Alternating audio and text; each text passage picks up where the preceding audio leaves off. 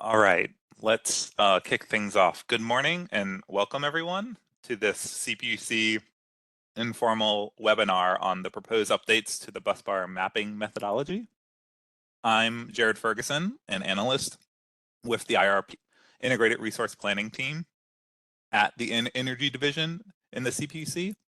And I'm going to go through some introductions and housekeeping items before we get into the mapping details. Next slide.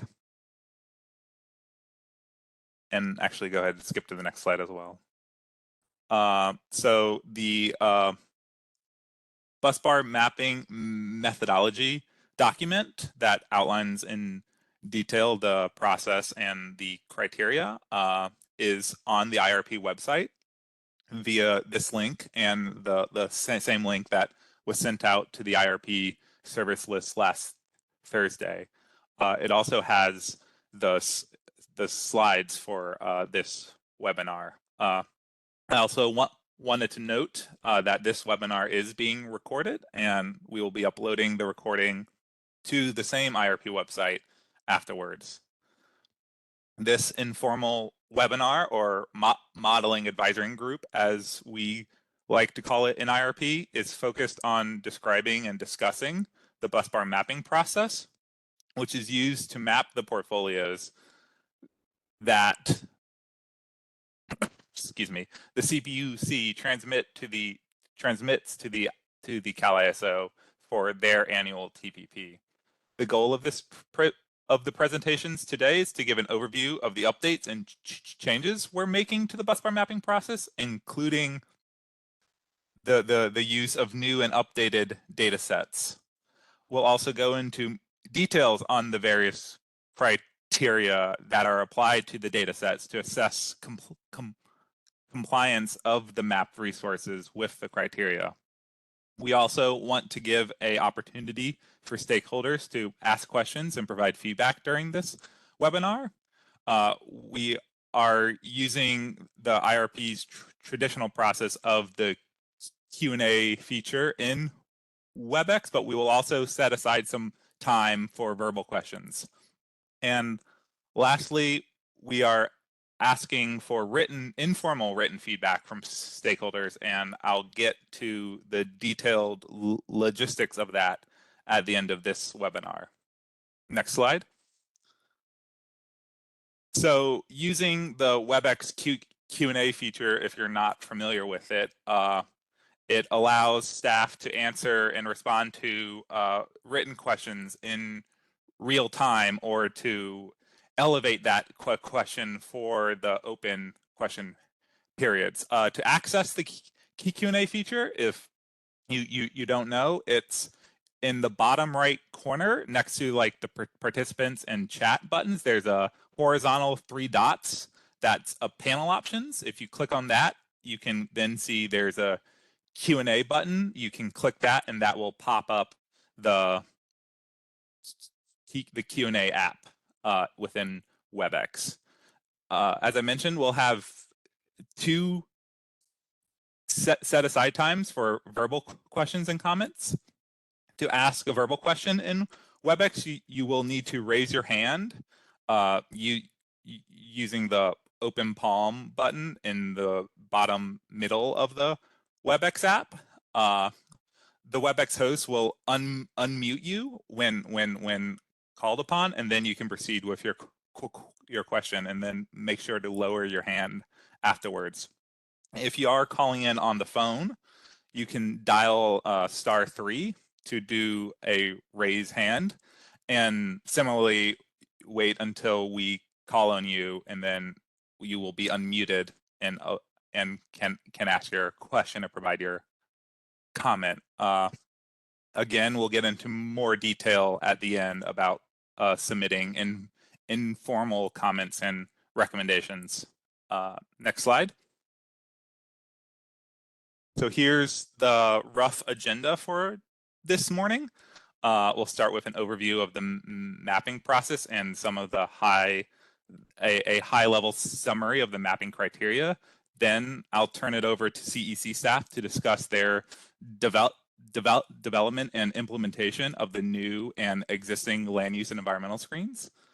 we'll have our first time for verbal questions after that, where we'll ideally focus those questions on the implementation of those in land use and environmental screens. Then we'll go through the remaining busbar mapping criteria related to transmission, interconnection, commercial interest, and then we'll have the wrap up and more time for additional questions.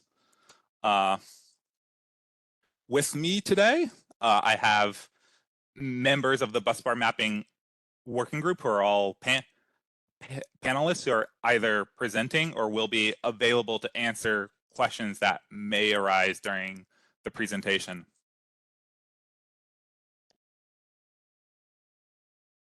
From the California Energy Commission, we have, Erica Brand, Sophia Hossein-Zada, and Gabriel Blossom. From the Cal ISO, we have Nebu Yimer and Lindsay Thomas. And from our IRP consultants at E3, we have Femi Sawyer and Sam Schreiber. With that, let's move to the rest of the slides. So next slide, please. Sorry. Sam.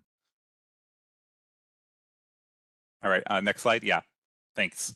The transmission planning process, the TPP, is the ISO's annual comprehensive evaluation of its transmission grid to address grid reliability needs, to identify upgrades needed to implement California's policy goals, and to explore projects that can bring economic benefits to consumers. CPUC develops resource portfolios for the ISO that informs these TPP studies, while the California Energy Commission provides load scenarios to inform the demand side needs. This has been historically done under a 2010 Memorandum of Understanding, but in December of this past year, the CPUC, Energy Commission, and Cal ISO recently signed an updated new MOU that expands the coordination and collaboration between these three entities. Next slide. The CPUC for the TPP typically transmits multiple portfolios to the ISO every year. We typically transmit a reliability and policy-driven base case scenario, which is used by the ISO in the TPP assessment to identify transmission solutions that then go on, if recommended by the ISO staff, to the ISO's Board of Governors for approvals. We also transmit one or more sensitivity portfolios, which are used more for study purposes only and identify transmission solutions that generally have not gone to the Board of Governors for approval on their own. And these results also are a key point of information for future IRP work and portfolio development. Historically, the TPP has had a 10-year planning horizon. However, recent PUC portfolios have looked out further beyond 10 years. For the just completed 22-23 TPP, the CPUC and CEC transmitted a high electrification sensitivity portfolio that modeled out to 2035. That sensitivity portfolio became the basis of the recent 23-24 TPP base case scenario looking out to 2035 that was transmitted to the ISO in February of this year. For the next next TPP, the 24-25 TPP, CPUC staff are planning for the transmittal of a portfolio with a 15-year planning horizon. So we'll be modeling and mapping all the way out to 2039 and not just the 10 years out, 2034. Next slide, please. So I like to include this slide, which shows the recent base case portfolios transmitted to the ISO from the last 4 TPPs. I think it just shows some perspective on the growth of resources that are included in the portfolios. As we look both further into the future, we're looking out to 2035, but also as we seek to model higher load forecasts and more stringent GHG targets. Since the 21-22 TPP, which is the first one I had worked on, we have nearly tripled the amount of resources we are mapping in Busbar mapping. And with staff expecting to model and map resources out to 2039, we'll be again mapping an unprecedented number of resources this cycle. Next slide. So within the IRP resource portfolio development process, the portfolios that we develop have coarse geographic resource informations. With the Resolve model, we can get down to a large region where resources are selected. However, the ISO needs the resources at the substation or busbar level of granularity. And so resource to busbar mapping is that process by which a working group comprised of CPUC, CEC, and ISO staff map those high-level resources selected in the portfolios to specific busbars or substations. It's an iterative process consisting of mapping, assessing, and then remapping. And we've been conducting it now for about 5 years. And it uses publicly vetted methodology, which we are discussing today. And just because we're on a webinar focused on busbar mapping, I just wanted to note sort of, I have here this proof of concept for the 2018-2019 portfolio. And that was just over 5 years ago today, or just over 5 years ago in February. CEC staff completed a report for CPUC staff titled Proof of Concept to Allocate Renewable Resources. To allocate renewable resource portfolios selected by Resolve to specific locations on the electric transmission grid.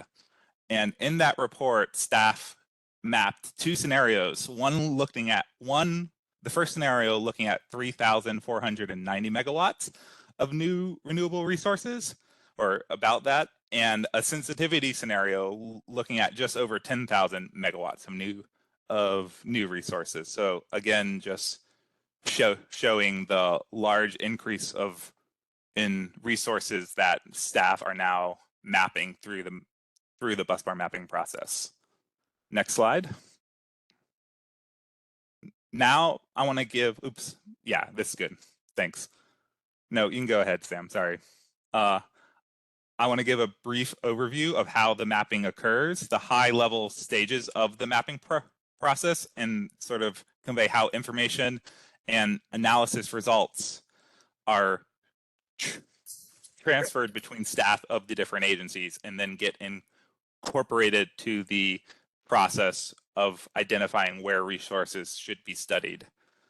This mapping effort can be viewed as a sequence of steps between staff of the 3 entities. And on the right here is an updated flowchart that better reflects how the workflow occurs between staff at the different entities.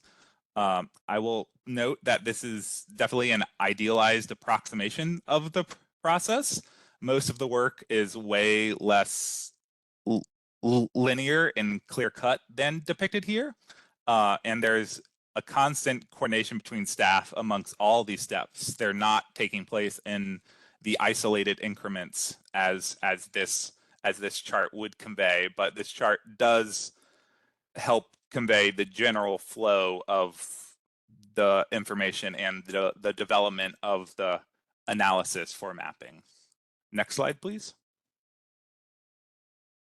The first 2 steps in this mapping process are centered on CPUC staff preparing for busbar mapping. Step 1 is the finalization of the portfolios that will need to be mapped. and compiling the corresponding information from these portfolios, like the resolve identified transmission upgrades, the baseline resources assumed in the portfolio that will be needed for mapping. Step 2 is focused on identifying the information needed for the criteria analysis. A key part of that is a pre-mapping effort where CPUC staff utilize the portfolio results and already available information, like the prior year's mapping effort, the transmission constraint information used in Resolve and commercial interest, to identify an array of possible substations that we may map to. These are sort of likely mapping locations. This information is then used by the CEC and ISO with staff to obtain the additional analysis that we need for the mapping process. Next slide. The next steps, step 3A and 3B, are centered on the gathering of that necessary information. This is where CEC staff conduct their land use screening analysis on the substations, and where CPUC staff work with the ISO to get additional clarifying information on the upgrade on the transmission system and transmission upgrades, like new information on how recently approved how the recently approved TPP affects transmission assumptions, and the point where we seek to engage with the PTOs to get additional interconnection information, as well as information on under construction or near construction resources for the baseline reconciliation efforts that we do. This set of steps is probably the prime example of how the process isn't necessarily linear, because staff are already working on a lot of this analysis already. We're already engaging with trying to get this information, even though we are still developing the portfolios themselves. And this information gathering input will continue throughout the mapping process. Next slide, please. Step 4 is, I guess, the main mapping step, where we identify what substations the resources are placed at and assess how well they align with our established criteria. We compile that mapping info into a dashboard workbook, which summarizes all the criteria analysis and helps flag where non-alignments with the criteria are occurring. With that, we can then, CPUC then transmits this information, the mapping analysis, as well as details of these non-alignment issue areas for the ISO and CEC staff to review in step 5 and seek their recommendations and feedback on potential ways to remap or alleviate these non-compliances. In step 6, we incorporate that feedback and recommendations and assess if remapping and reallocation of resources need to occur. If so, we either, depending on how big of a effort that remapping is, we either need to seek additional new information and go back to step 2, or if it's a smaller remapping effort where we're just shuffling resources between already analyzed areas, we go back to step 4 and then repeat the process in a new round of mapping. And after further rounds, when the working group decides that we've aligned to the best extent possible, the portfolio is ready to be transmitted through a PUC decision to the ISO, which typically occurs in February of every year, in time for the ISO to include the portfolios in their study plans for the TPP. Next slide.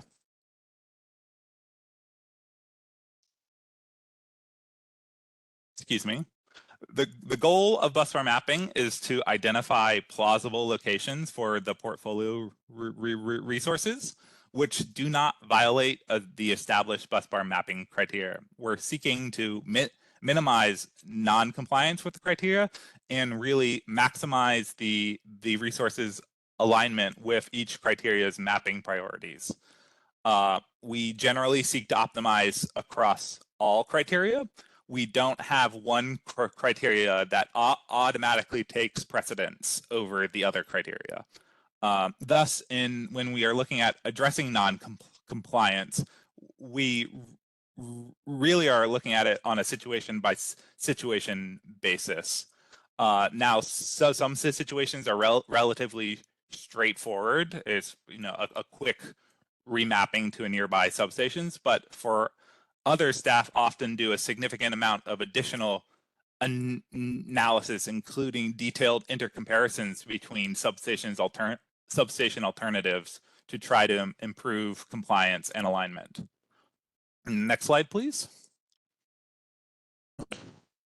So staff are proposing an overhaul to the mapping criteria, including updating several screens, expanding criteria with the incorporation of new data and new screens. And what this slide shows is sort of a reorganization of how the criteria are grouped into larger categories. On the left, we have what was used in the past TPP portfolio mappings, the 5 criteria categories.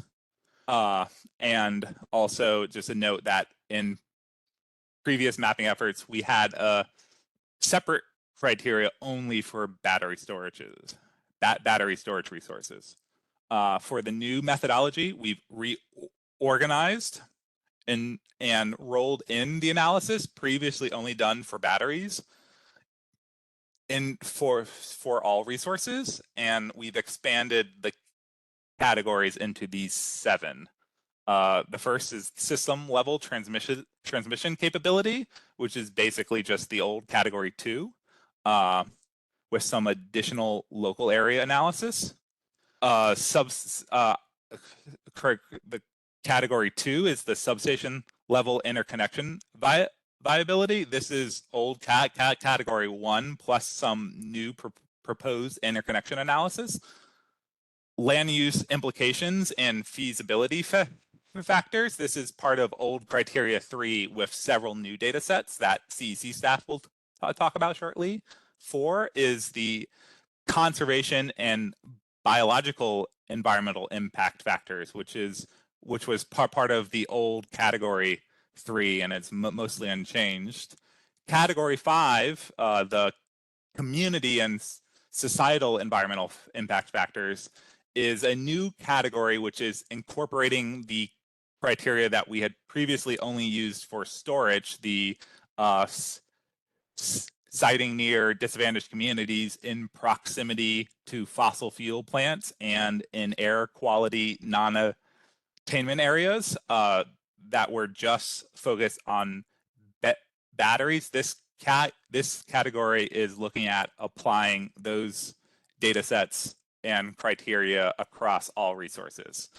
And then 6 and 7, the commercial development interest and consistency with prior TPP portfolio mappings, are pretty much the same as the 4 and 5 from the previous analysis. Next slide. We are also proposing to expand the criteria alignment scale. Previously, we had a 3-level non-compliance scale. We had green, yellow, red for level 1, level 2, level 3, respectively, where green, level 1 indicated the resources were in compliance with the criteria. Level 2 indicated possible or moderate breach with the criterion, and level 3 indicated a likely or major material breach in the criterion. We are expanding this scale to 5 levels to provide a more nuanced and detailed summary of the criteria alignment, and to better capture what we're calling alignment with the criteria priorities. So areas that we consider particularly favorable within that criteria. These 5 levels have a general guidance for what triggers that level. Level 1 is a strong compliance with the criteria and high alignment with the criteria's prioritized conditions.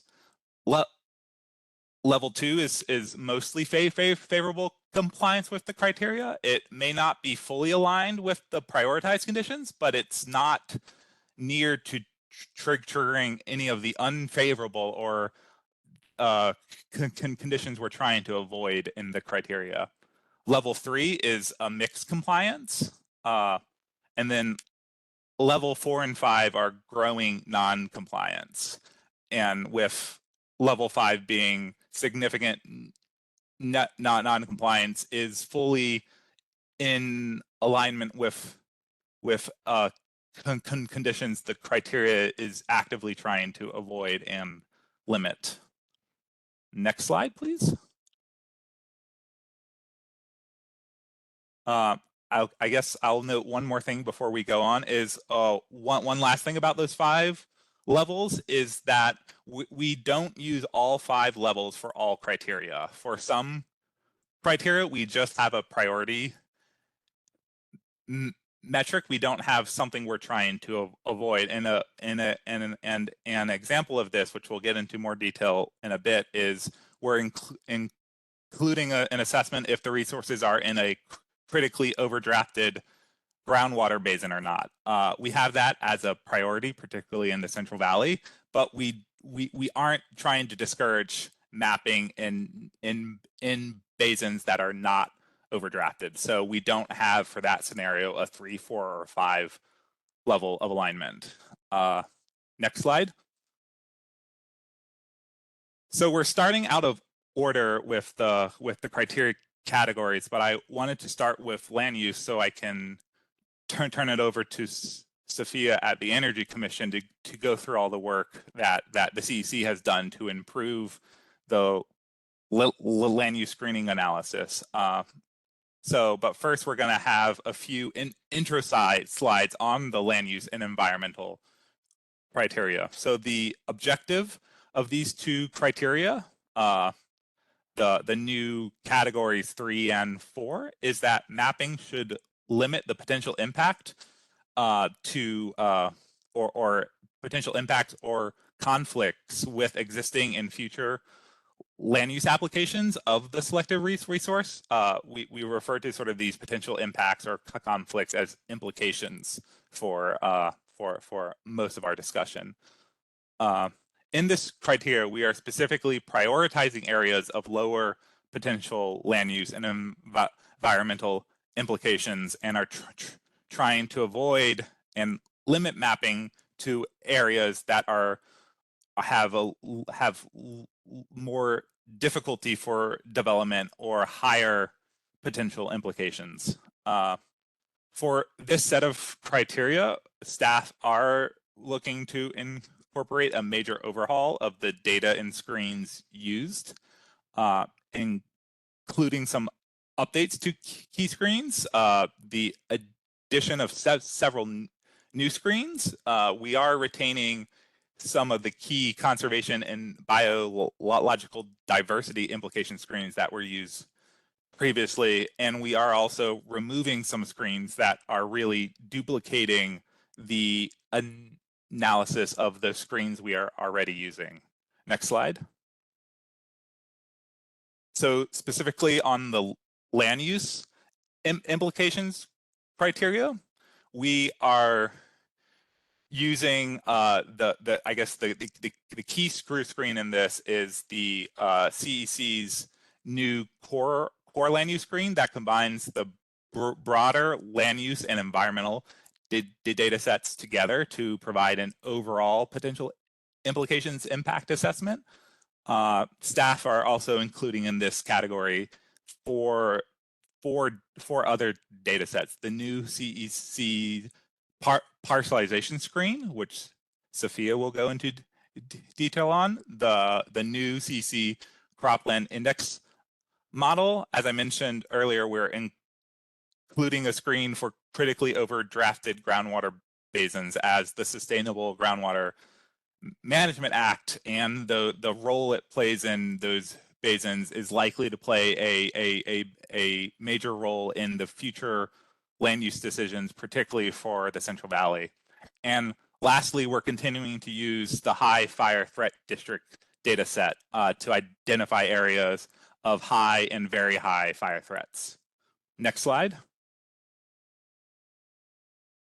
On the conservation and biological implications side, we are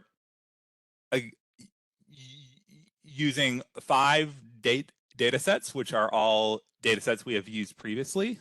It's three of the Department of Fish and Wildlife areas of conservation emphasis data sets, the terrestrial connectivity, biodiversity, and irreplaceability data sets. We're also using the terrestrial landscape and TACNIS data set, and I apologize because I said these are all existing. The one new one we are using is the identified wetlands category land cover data set. In this and not in this criteria category, we are dropping 3 data sets listed here at the bottom, which were previously used in the 23-24 TPP, and earlier staff determined that these are pretty duplicative of the included data sets in what areas, risk, and priorities they capture. So these are being dropped from the analysis for streamlining purposes. Next slide. I will note just from one of Pushkar's questions that we'll get to the weights and priorities assigned to these later in the presentation. So we'll have several slides on the specific thresholds to what makes it a level 1 alignment, etc. So we will get to that after CEC's presentation here. So, but first I want to turn it over to the CEC staff for a detailed walkthrough of their efforts to develop and implement the array of new land use and environmental screens. So Sophia, I will turn it over to you, and Sam, this is the awkward PowerPoint swap time. Thanks, Jared. Yeah, thanks, everyone. So I'm Sophia Hosseinzadeh. I'm from the Siting, Transmission, and Environmental Protection Division at the CEC. And thanks, Jared, for that overview of the Busbar mapping for IRP and specifically that last overview of the detailed data sets for the land use and environmental implications. So now I'll go over kind of how we're going to use those data sets in our land use evaluation and analysis. So next slide, please. So as Jared mentioned, there's been a huge growth of renewable resources in the portfolios selected and given to the CAISO from the CPUC. And, you know, in those, the renewable resources have a huge land use intensity. So because of that, this land use analysis around the specific points that that those new resources can be inputted into the electricity network, into the electric grid is important. So in this talk, I'll go over the general approach that we at the CEC take to perform this land use analysis for busbar mapping. And of course, as Jared mentioned, the busbar mapping process is that way of downscaling those coarse scale resolve portfolio outputs down to the specific network location. So this land use evaluation is mainly based on two kind of area calculations that surround the technical resource potential, so the area outside of the core land use screen, and I'll get to that in a minute, and also just the general resource potential base map area. And that area is broader and defined from the areas outside of the protected area layer and the techno-economic exclusion layer. And these come from the recent land use screens that CEC has developed.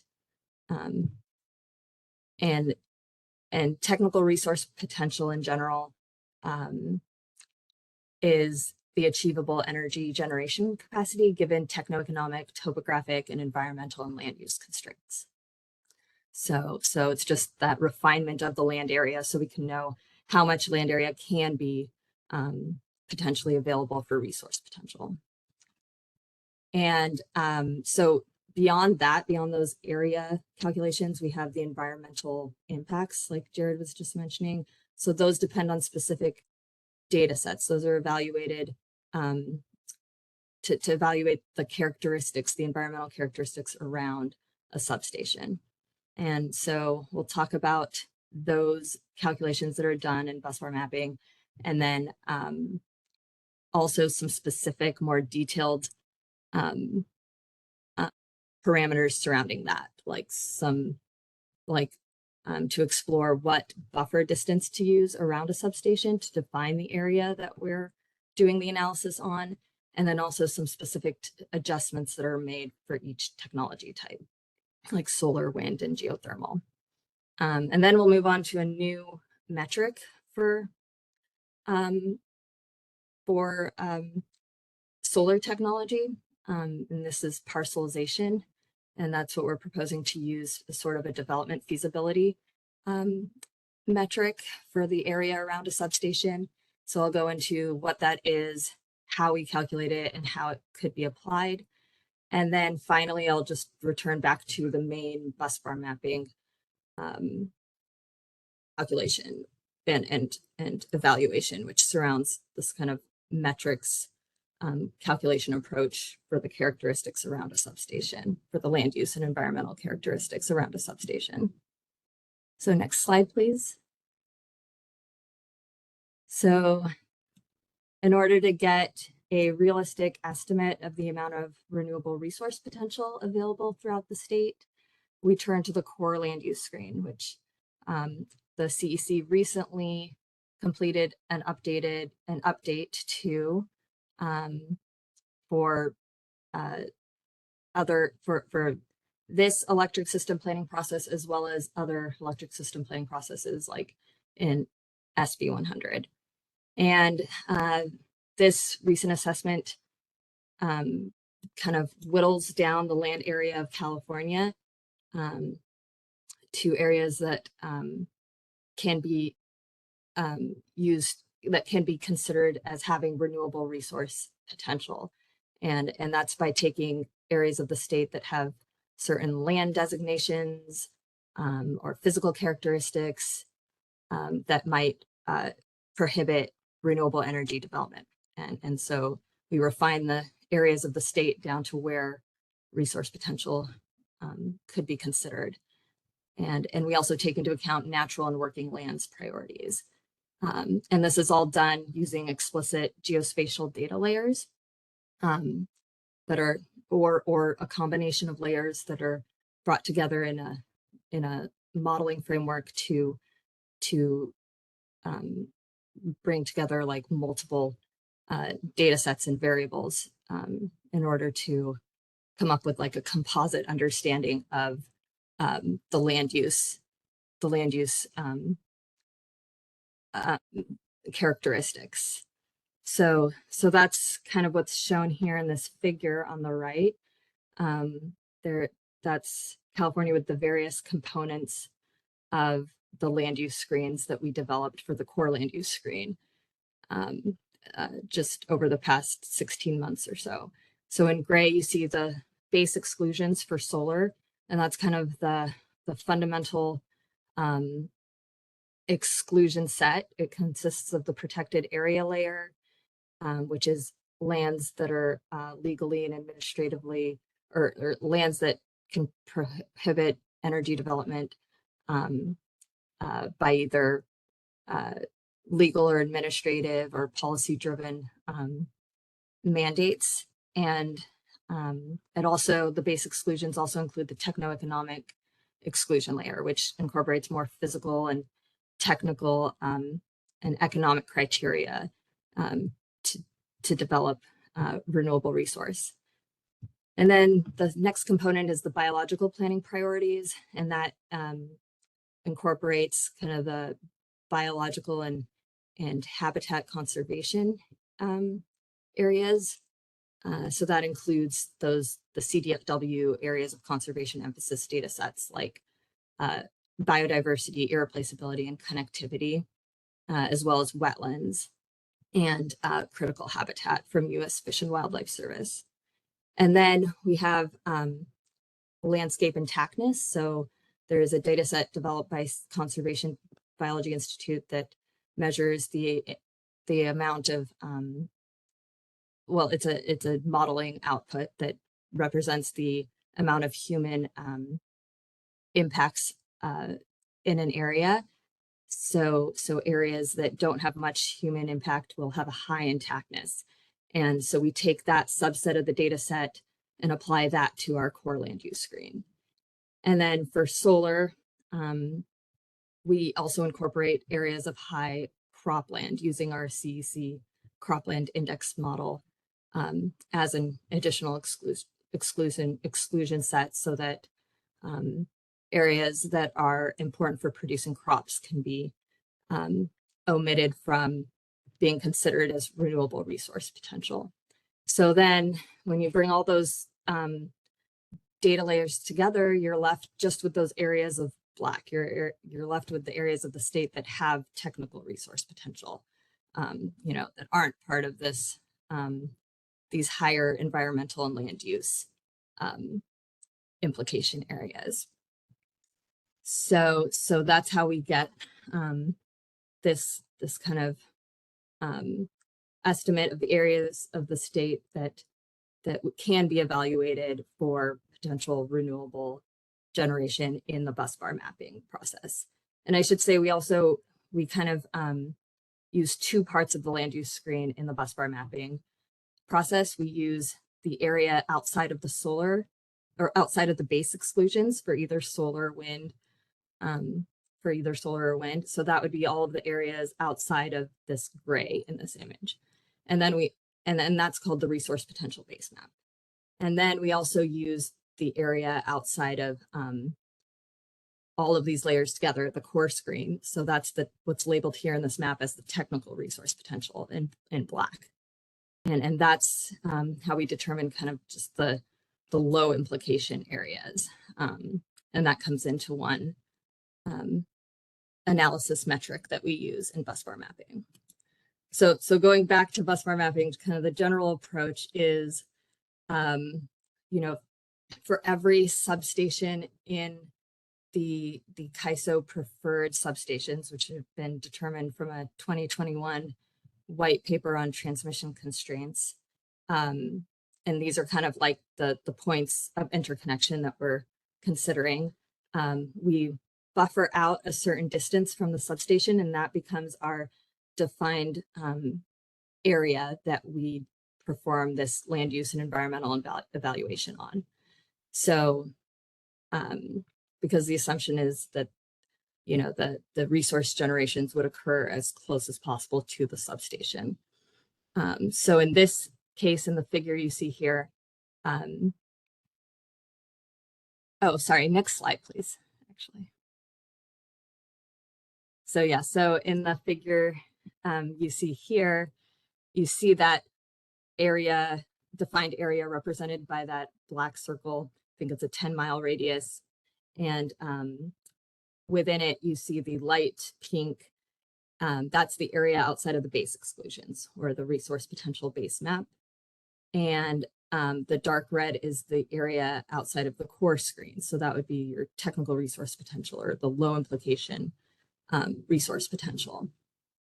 And so the total area of those two components within the defined buffer region are the important are important calculations that everything else is kind of based on.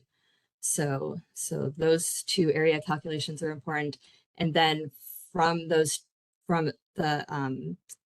calculation of the resource potential base map area, we also calculate the area within that contains any of the high environmental or land use factors or environmental characteristics mainly that exist in that area. So we calculate the percent of that resource potential base map that contains those high environmental characteristics. And next slide, please. And so here you see what those high environmental characteristics are based on. It follows mainly the data sets that have been incorporated into the core land use screen that we just recently released. So you see here in the figure on the left, again, the solar base exclusions in gray, the biological planning priorities in that bluish purple color, which contain the highest ranks of ACE biodiversity, ACE connectivity, and ACE irreplaceability. And then also it's composed of, and then it also includes wetlands and critical habitat. But for Busbar mapping, we are only going to be reporting, we're proposing to only report on these 4 components of the biological planning priorities listed here and not critical habitat, because the majority of that critical habitat, it already overlaps with the base exclusions in the ACE screen components. So this was kind of considered to be like a more redundant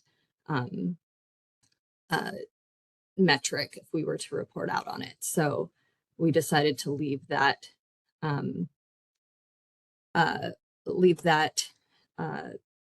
outside of the metrics list. But then we also, the other environmental characteristics include that high landscape intactness, the high CEC crumpland index areas. So again, this would be the percent of these high environmental characteristics that exist in the resource potential base map. And then we also have kind of environmental adjacent screening components like the high fire threat districts. And that calculation is actually performed on the total area of the buffer, not the resource potential base map. So next slide, please. So this is just a list of those data sources and data sets that are going to be used in Busbar mapping. And many of them, like I said, are part of the core screen. So they're part of the public data viewer of the land use screening effort that the CEC underwent, which is actually available now, and we can provide the link to that. But these are the individual links to the data layers that make up that data viewer. Next slide, please. So the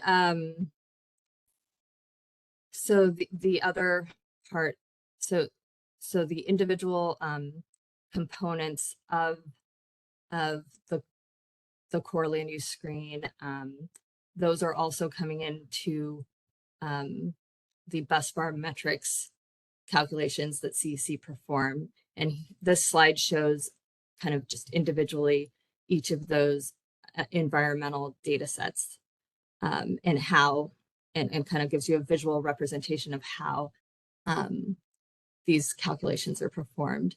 So if you look at the top left image for biodiversity, the pink background is the resource potential base map.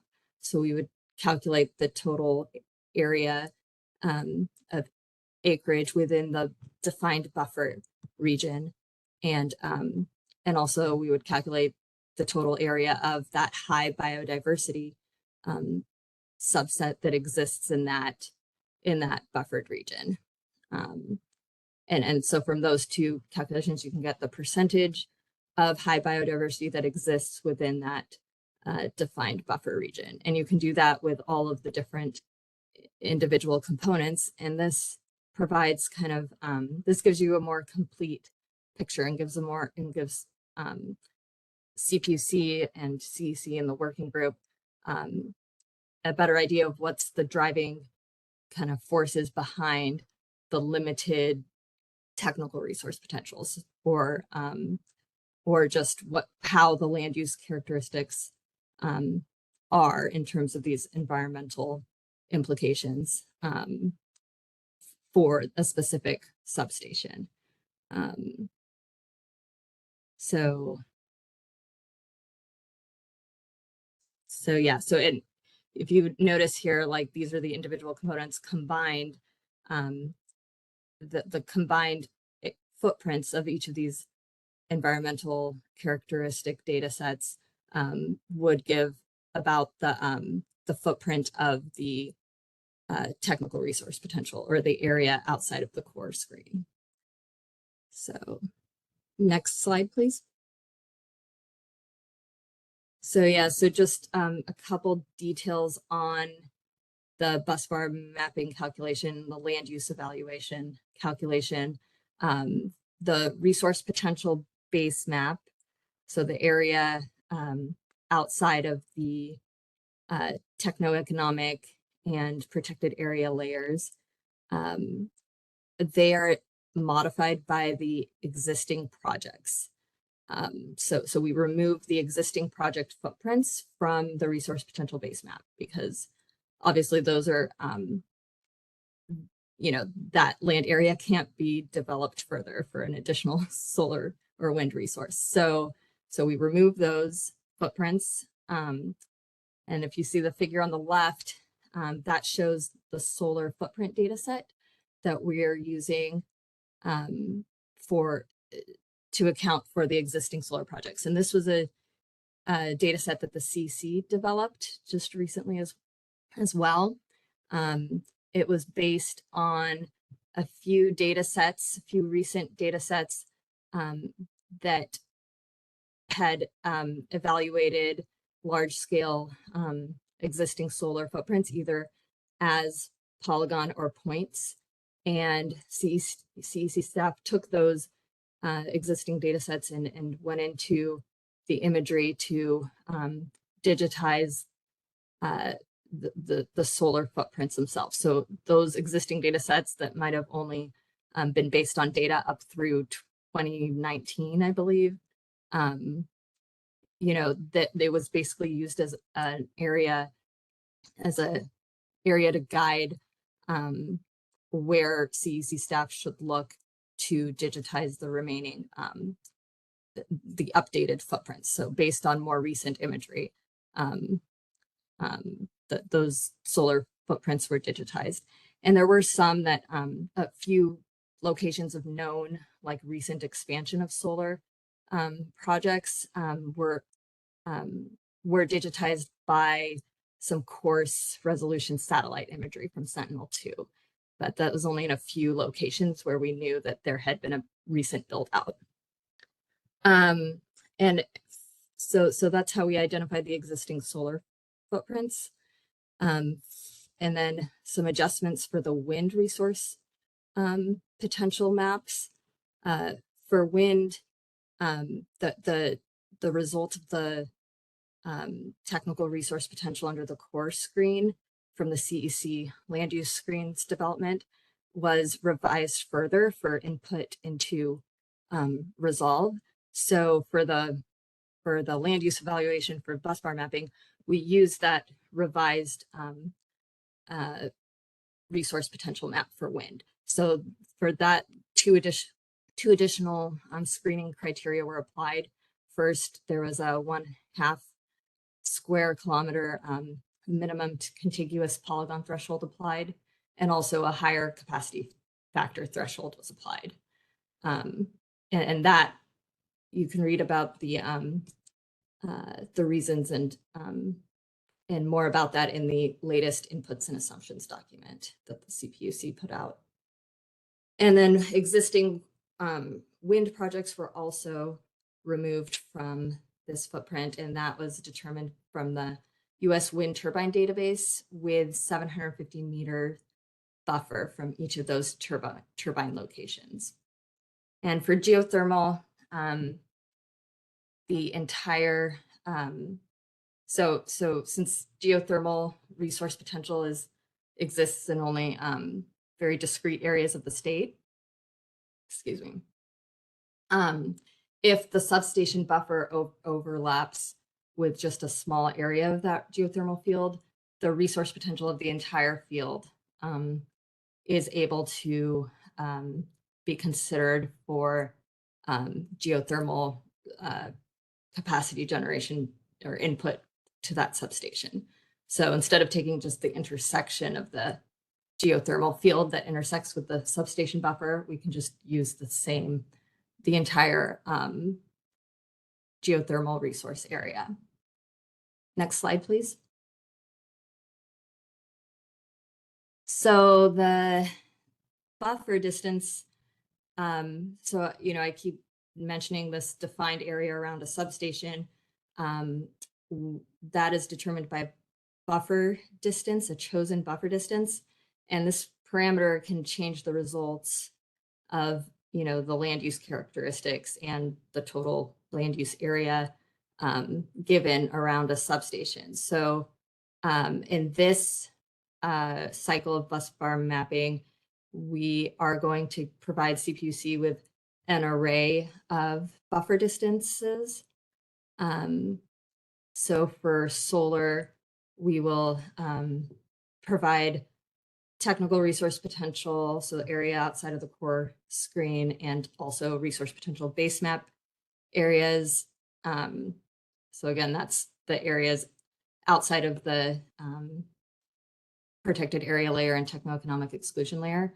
We'll provide those two area metrics for buffer distances of 5 through 20 miles for solar. And for wind, we'll provide those area calculations for 20 and 30-mile buffers. And there's really a limitation with these larger buffer distances. It seems to be after about 10 to 15 miles, the majority of the substations show overlap.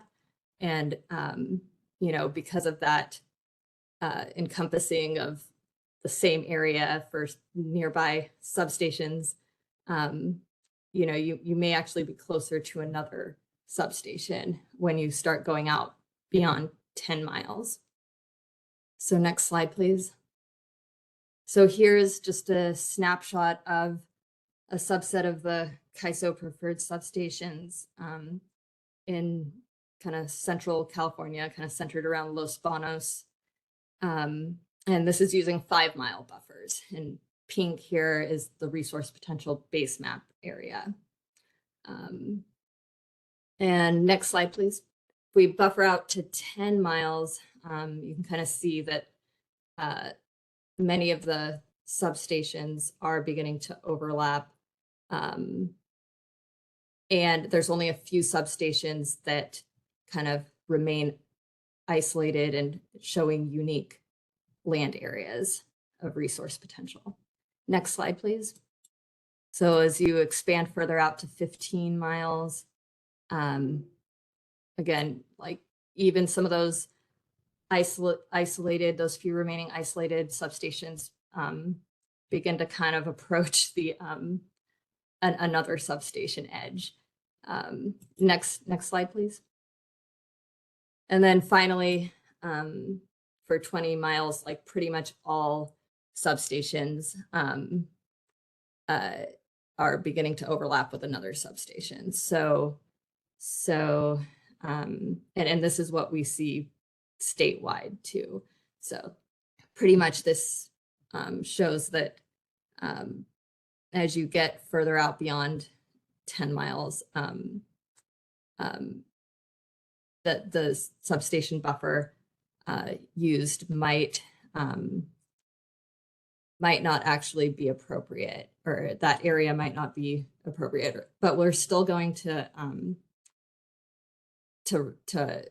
we're still going to report on those metrics, just because in a case-by-case basis, it might make more sense to use a larger buffer. Next slide, please. So this buffer distance can also be informed by the existing CEC solar footprints data set that CEC staff recently created. So here you can see a histogram of the distribution of distances to a CAISO preferred substation from any of those ground and rural solar footprints. So this was a classification that CEC staff performed to label the solar footprint as ground and rural. And so you can see the majority of the solar footprints are less than 10 miles from a substation. So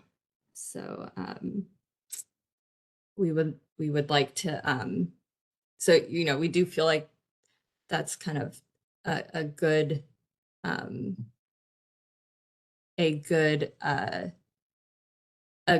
buffering distance to use, but we are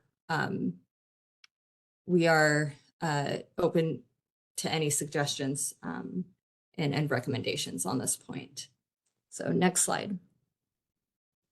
Okay, so the next topic is parcelization. And so this is a new metric that we are going to apply for solar technology. Next slide, please. So, and this parcelization, it helps to inform on the development feasibility of the area around a substation, because high parcelization can indicate potential development constraints. If you know, there's multiple parcels that need to be contended with in order to develop a project, that might make that just is less ideal, and might make the project feasibility you know, less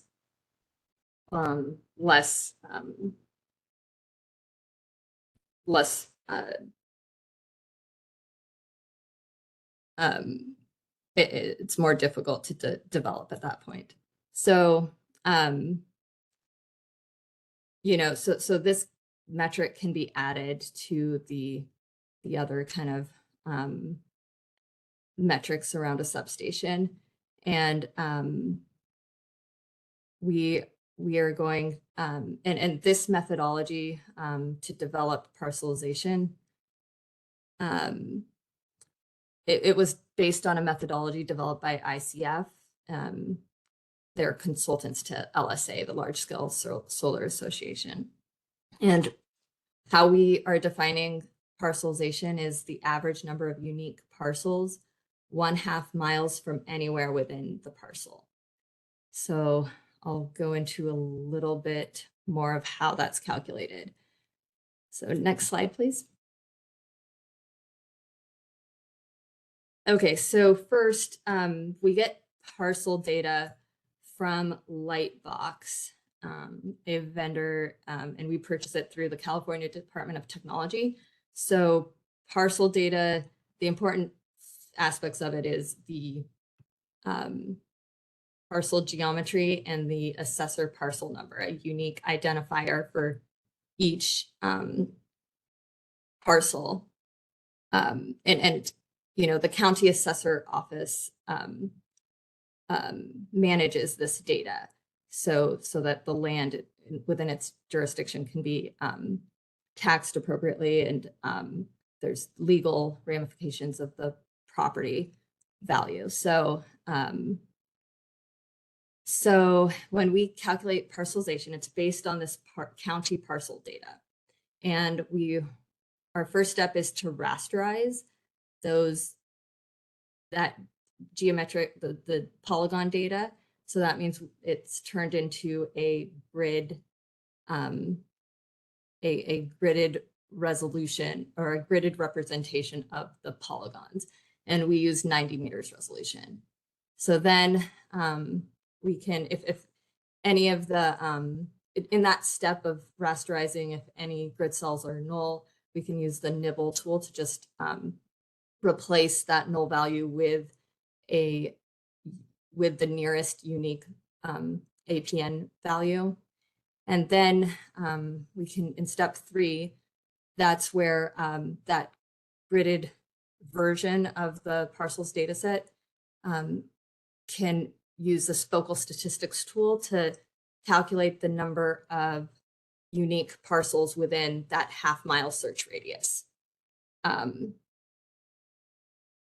then from that, the zonal statistics tool can take the average of that focal statistics output per parcel region. And then that's how you get the parcelization value. And then you can join it back to the parcel polygon data. So next slide, please. So this is a diagram. This figure shows that first step of rasterizing the parcel data. The polygon, the original polygon parcel data is outlined in black, and then the colors denote the rasterized version of that data. And this is at 90 meters resolution. So, and you know, converting those polygons at 90 meters does leave some sub 90 meter parcels not represented in this version, but that's the first step. And really, those small parcels are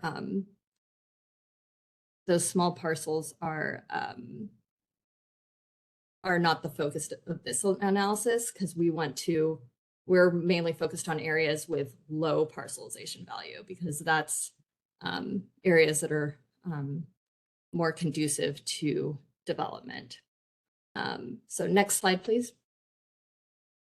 So then from that rasterized version of the parcel data, we can perform this focal statistics evaluation using the variety statistics type.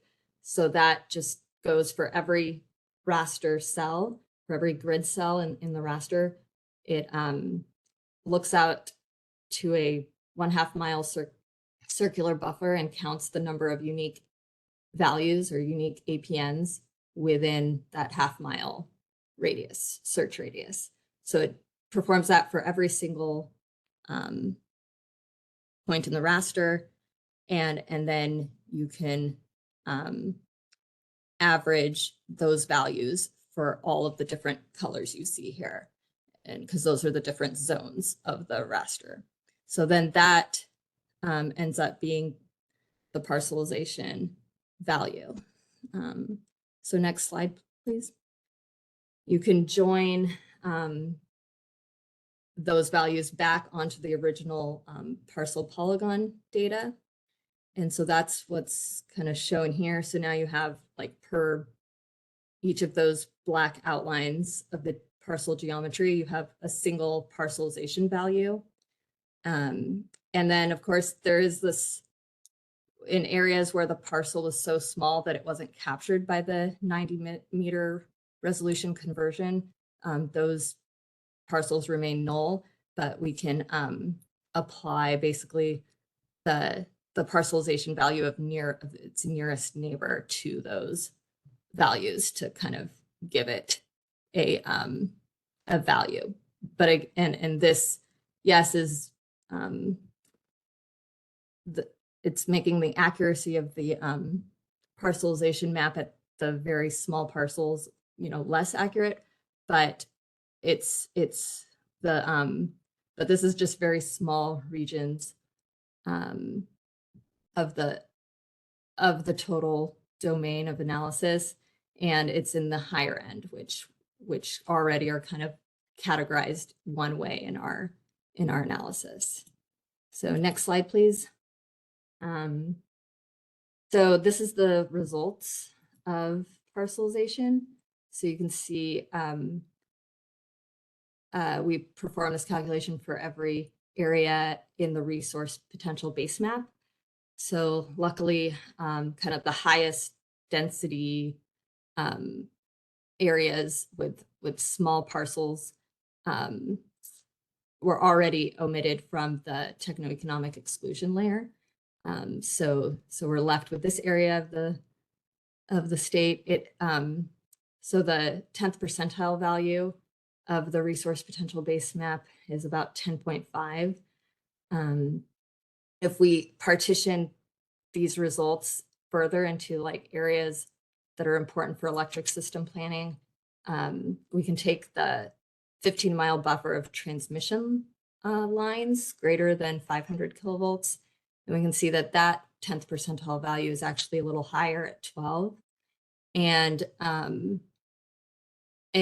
when we take the subset of this area that's just within 10 miles of all of the preferred CAISO preferred substations, that 10th percentile value increases a little bit to 12.8.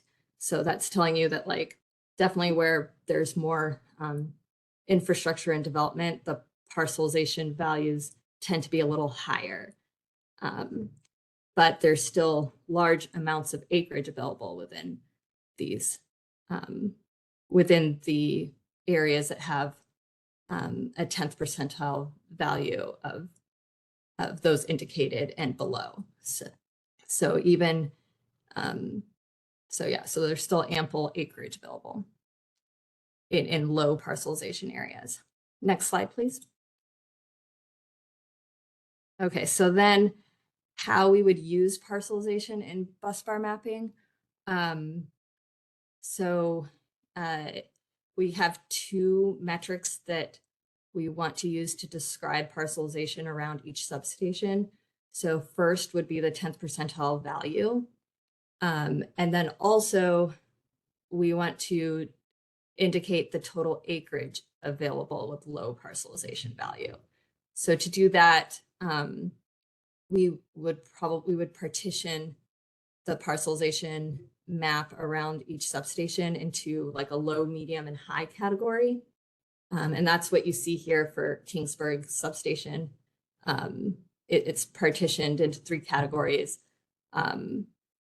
One, the lowest category being less than or equal to 6. Then we have a mid-level category 6 through 30. And then anything greater than 30 is labeled high. So,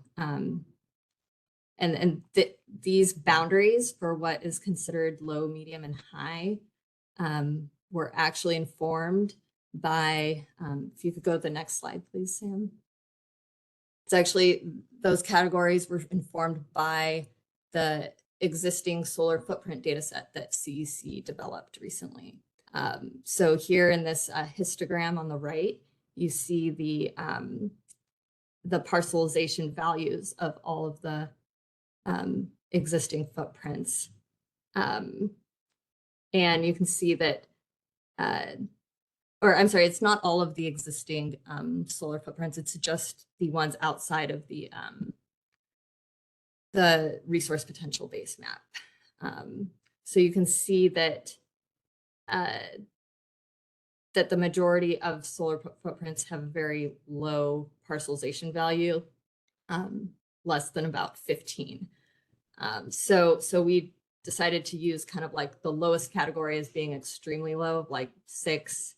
But these were also, we were informed by members of the solar industry that would be kind of like an ideal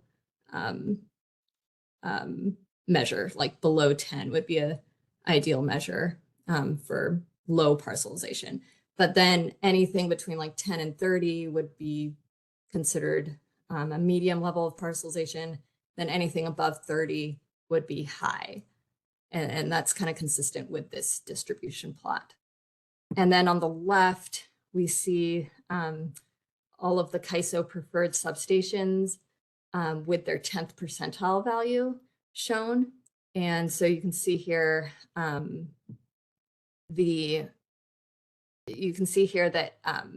this is why kind of both the 10th percentile and the area calculation was we thought would be needed to give a fuller picture of parcelization around a substation. Because there are some areas that, like the ones that are outlined in pink, that although they show a high 10th percentile value, there's still a lot of acreage of low parcelization values. So we don't want to like forget about those situations. Next slide, please.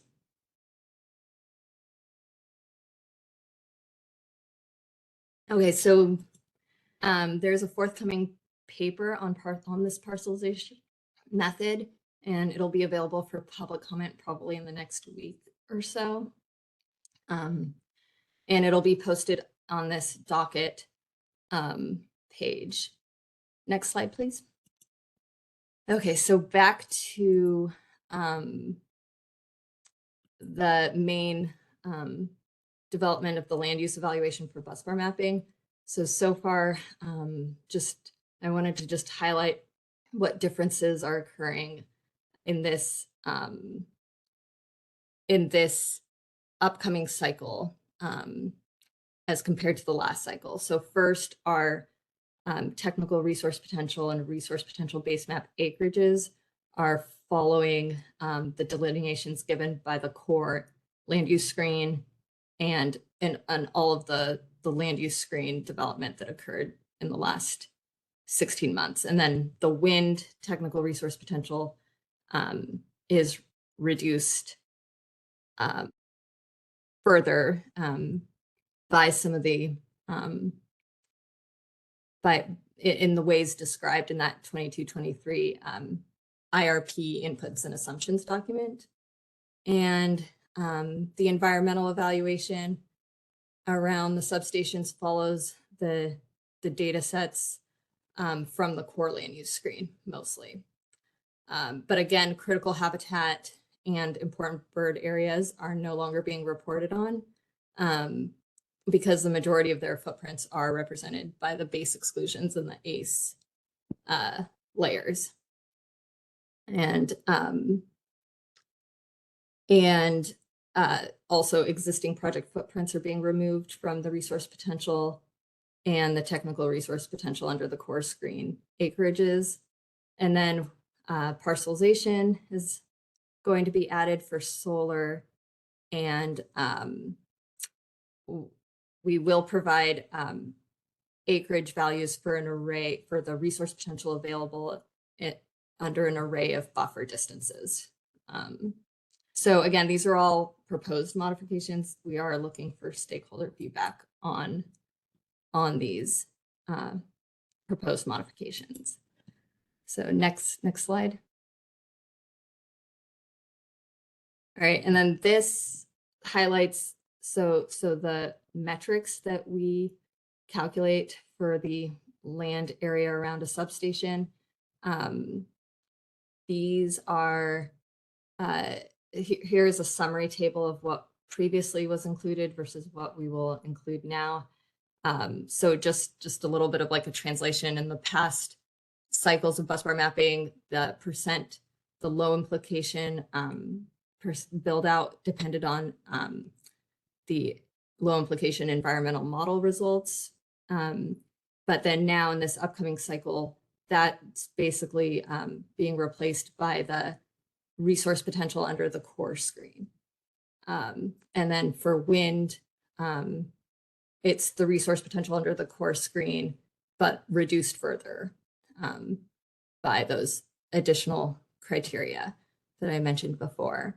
And then for environmental factors, we're still keeping ACE, biodiversity, connectivity, and irreplaceability because they're part of the core land use screen. But we're not including native species richness and rarity.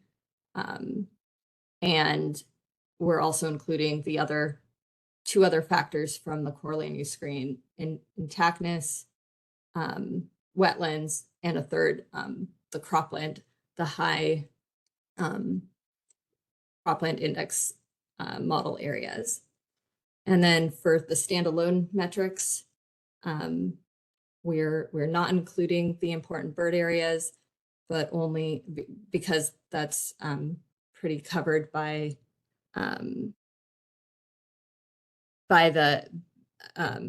the base exclusions and the core and the ACE layers. And then we're also proposing to include the development feasibility index. So next slide, please. Okay, so in these slides, I'll just explain the specific metrics calculations and kind of group them in terms of because there's a few that kind of fall under the same type of calculation. So first we have the percent of low implication build metric. And so this depends on the technical resource potential area and how much and the amount allocated to that substation, the amount of megawatts allocated to that substation. So for this, we have to convert the that allocated megawatts to an area. And to do that, we use a capacity density metric. In the past, we've used 7 acres per megawatt, and wind and geothermal have their own capacity density values listed here, but these are examples that were used in the past. We are looking for comment on these values but basically once we convert that megawatts to an acreage, we can get the proportion of the technical resource potential that would be taken up by that low implication or by that allocated resource. And that becomes the percent of the low implication build. Next slide, please. So then in this second group of metrics analysis, this is where we calculate the percentage of high environmental characteristics. So this depends on many of the data sets included in the core land use screen. And again, we need to know the total acreage of the resource potential base map and the total acreage of the highly ranked subsets of these data sets within that resource potential base map. And then we can calculate the percentage that's represented around the substation. Next slide, please. And then we have the standalone data set, which is the high fire threat area. So that's just the proportion of the total buffered area around the substation that has a tier 2 or tier 3 fire threat ranking. And next slide, please. And then this is where parcelization will come in. This would be a development feasibility metric. And again, we're proposing to use 2 metrics, the 10th percentile value and the total acreage of low, medium, and high parcelization levels. Next slide, please. So these are all of these metrics are calculated for every substation in the CAISO preferred list. And so they're kind of grouped by that first category of the low implication build, or the percent of technical resource potential that would be used by the allocated resource amount. And then we get into the high characteristics, the high environmental characteristics of the area around a substation. And then there's the high fire threat data set, and then the development feasibility index. So kind of these are the four categories of metrics. Next slide, please. And to just kind of translate that into previous dashboards of these metrics that were reported out, this is kind of the categories that they would fall into: the percent of low implication build, the environmental impacts, and then we would have this new one of development feasibility. Okay, and with that, I think next slide, I think I'm done. If you go one more slide, actually, Sam. Yeah, I just wanted to include here two references for the staff report on the land use screen. So if you want more information on that, it is actually available now, I believe, and the data viewer is also available for your perusal. Thanks. Thanks, Sophia. Sam, if we can do another PowerPoint switch and go to slide 25.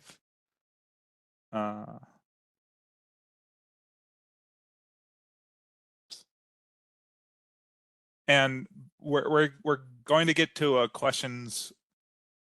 verbal questions point in a bit, and there's been a few questions in the Q&A, and so we'll have some time additional time to address some of those. But before we get to that, I want to go into a more detailed discussion of what the thresholds for the criteria alignment will be. But before I get to that, I quickly want to cover our land use screen application for out-of-state resources. So next slide, please. So many of the data sets that Sophia just walked us through are California specific. So CPUC staff are utilizing a separate data set from the Western Electricity Coordinating Council, or WEC. It's their environmental and cultural considerations data layer, and we're using that to identify the potential environmental and land use implications for out-of-state resources, particularly in the Cal-ISO areas that are out of state. So the Southern Nevada area and the Western Arizona area. For these out-of-state areas, this WEC data layer will be applied in a similar manner to what Sophia was just describing with the core land use screen of having a higher and lower implications. And for those higher and lower implications, staff are using category 3 listed here, or risk class 3 rather, which is the area is that higher implications. It's the higher risk environmental impacts and development concerns, and then risk category 2 is the lower environmental implication concern. So that's that lower implications. There is a risk category or risk class 1, but in the WEC data set, this is mostly existing right-of-ways for roads and transmission lines. So it's long, narrow land use. So we aren't applying that to this analysis because it's like I said, it's small areas that are very narrow in shape and typically either have existing transmission in the middle of them or roads. So not necessarily a location for large renewable development. So and this process outlined here is the same process we implemented for the previous 23-24 TPP. And I'll note staff are seeking to develop a more robust set of data layers and analysis for out-of-state resources along the lines of what CEC's been doing for in-state resources, but we just haven't had the time and work hours to be able to implement it for this cycle, but we're hoping to do so for future cycles. Next slide, please. So on the land use side of things, the specific criteria, we're going to go through now their criteria alignment conditions and then the breakdown into those actual thresholds. So for the core land use screen, the criterion guidance is straightforward. It breaks down into those higher and lower implications that Sophia was talking about earlier. And the guidance of this criterion is to avoid resource mapping to areas of higher implications and prioritize mapping to substations and near substations where the resources would utilize a limited percentage of the lower implications area. On the parcelization data set, as Sophia was mentioning, we are planning only to use it for utility scale solar. It's the resource that makes the most sense for its use for.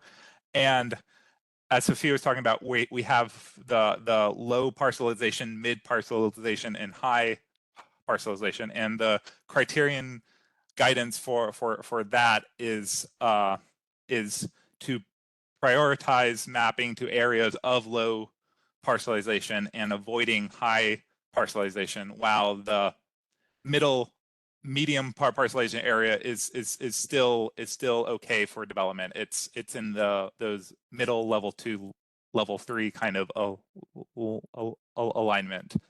Next slide, please.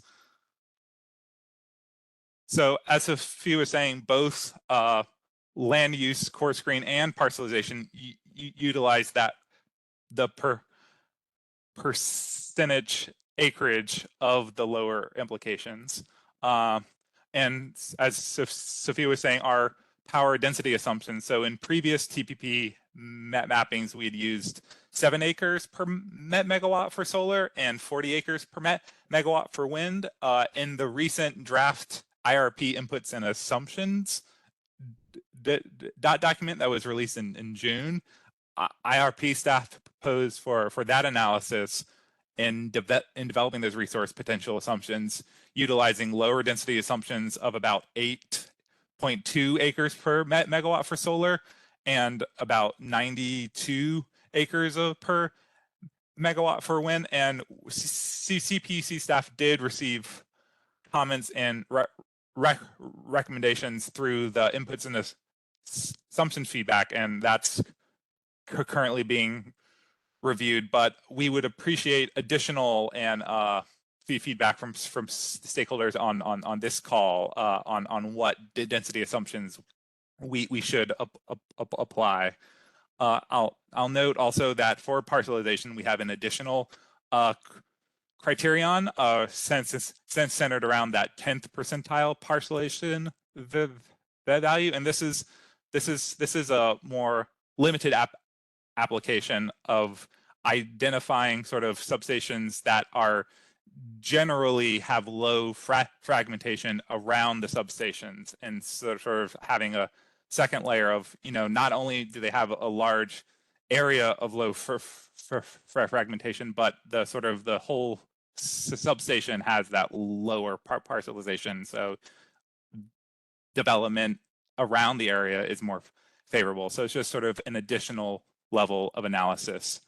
And you can see in this table here has those specific breakdowns of level 1 criteria. So the mapped megawatt amount should be utilizing 20% or less of the low impact acreage area if it's in level 1 for the core suitability criteria, or the core land use screen criteria. And then we have level 4 and 5 are the high avoiding areas where we are actually impacting with the amount of resources mapped. We are actually potentially impacting the higher implications areas. Next slide, please. So for the other three criteria, the CEC's cropland index model, we are proposing to prioritize limiting, or we are proposing to prioritize mapping to a limited portion of the low value cropland, but we aren't fully excluding potential mapping to high value land. And this is one of the areas where we are specifically seeking stakeholder input of exactly how we should be factoring in the cropland index, particularly in how it relates to the next criterion data set of critically overdrafted areas. So we would definitely appreciate stakeholder comment and recommendations in this area. And then the last data set in this category is the fire threat set, where we are prioritizing low fire threat and no fire threat areas, and are trying to limit mapping to areas that are very high fire threat or are essentially dominated by level 2 and level 3 fire threats. Next slide, please.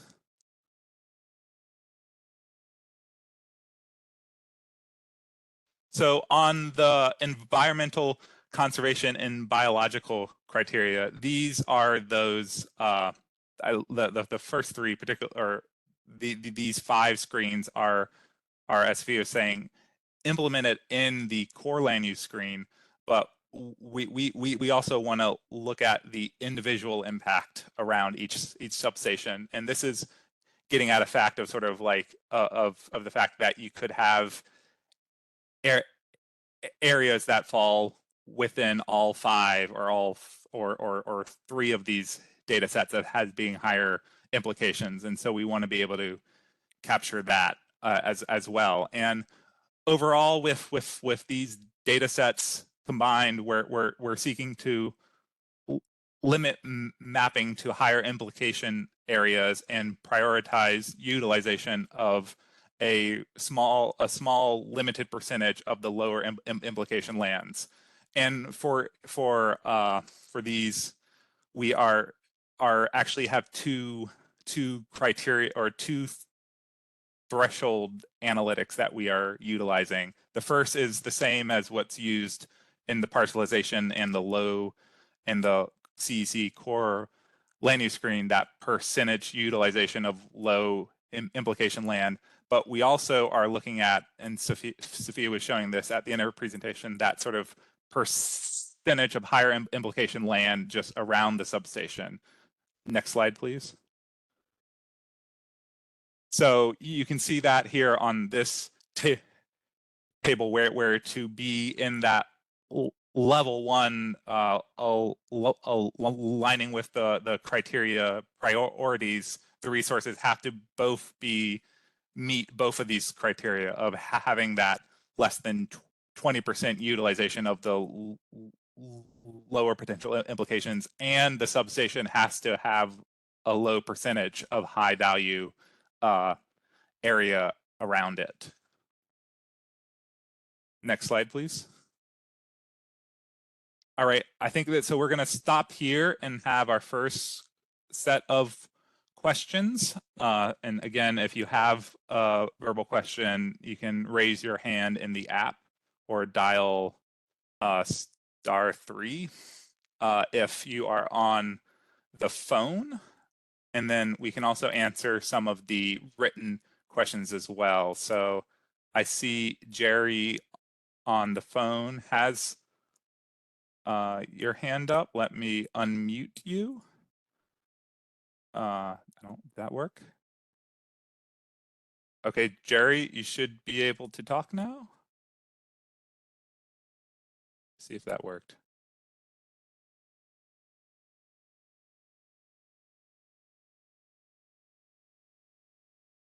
Yeah.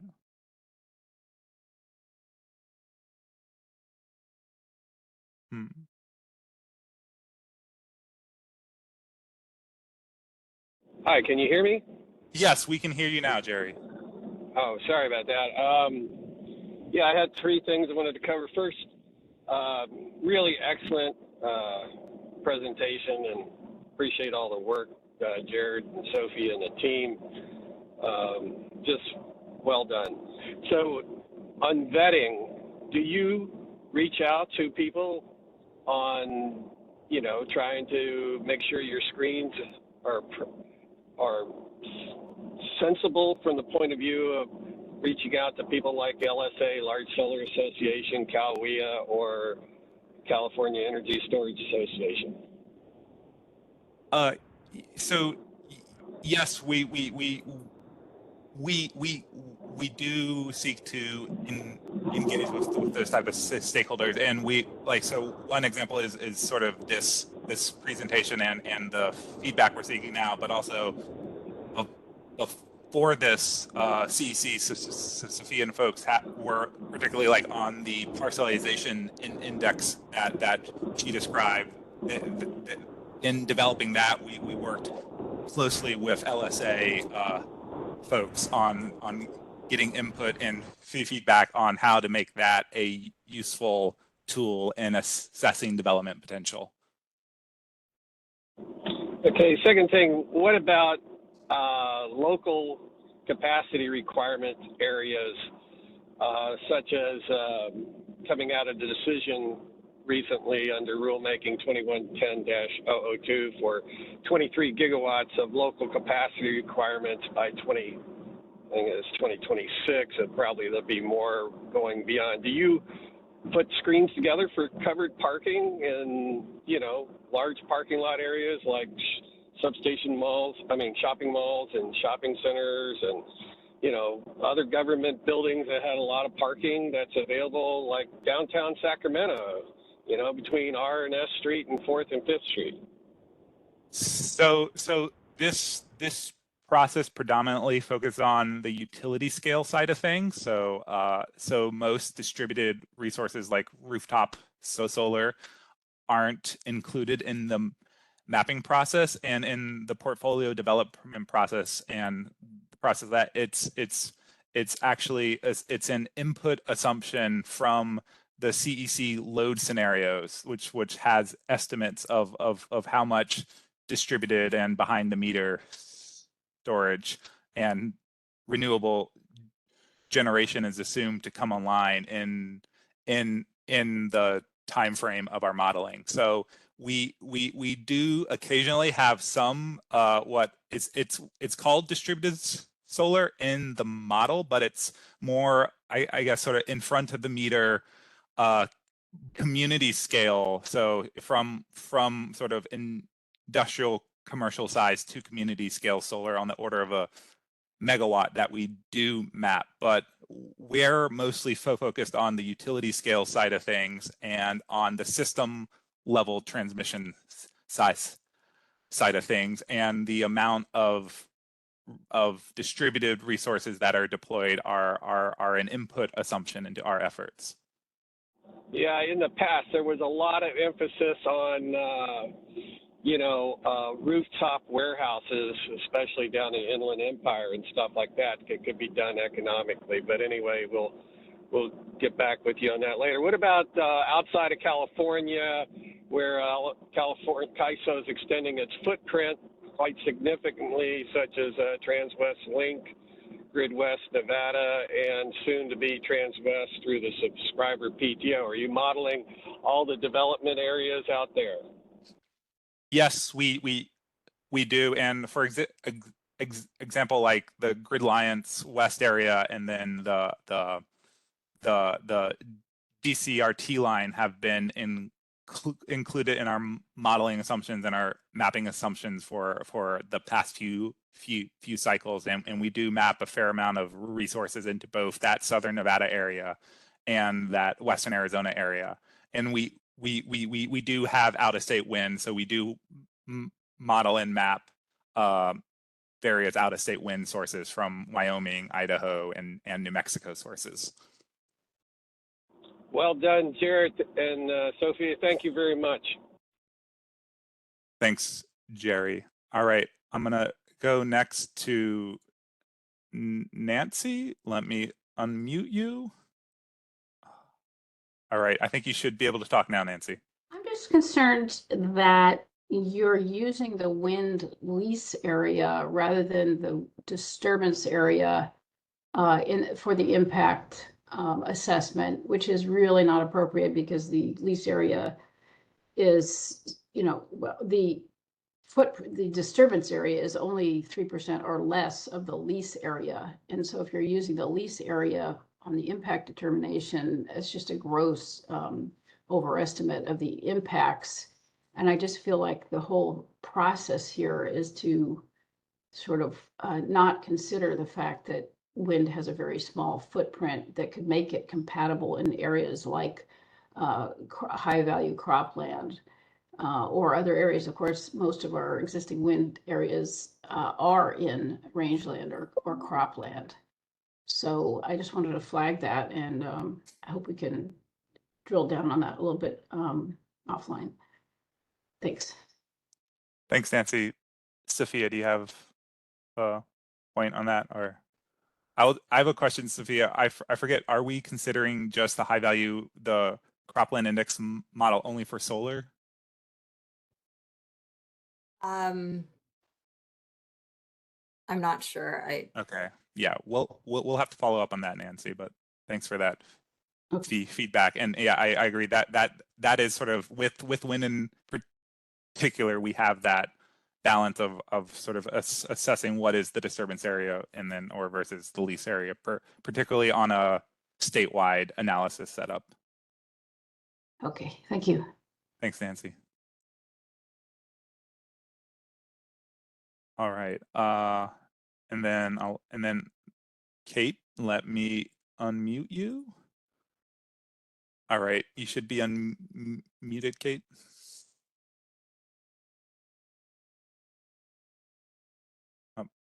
You went back on mute. Let me see if I can do it again. All right, you should be unmuted on our end. Yes, can you hear me? Yes, I can hear you now. Great, thank you.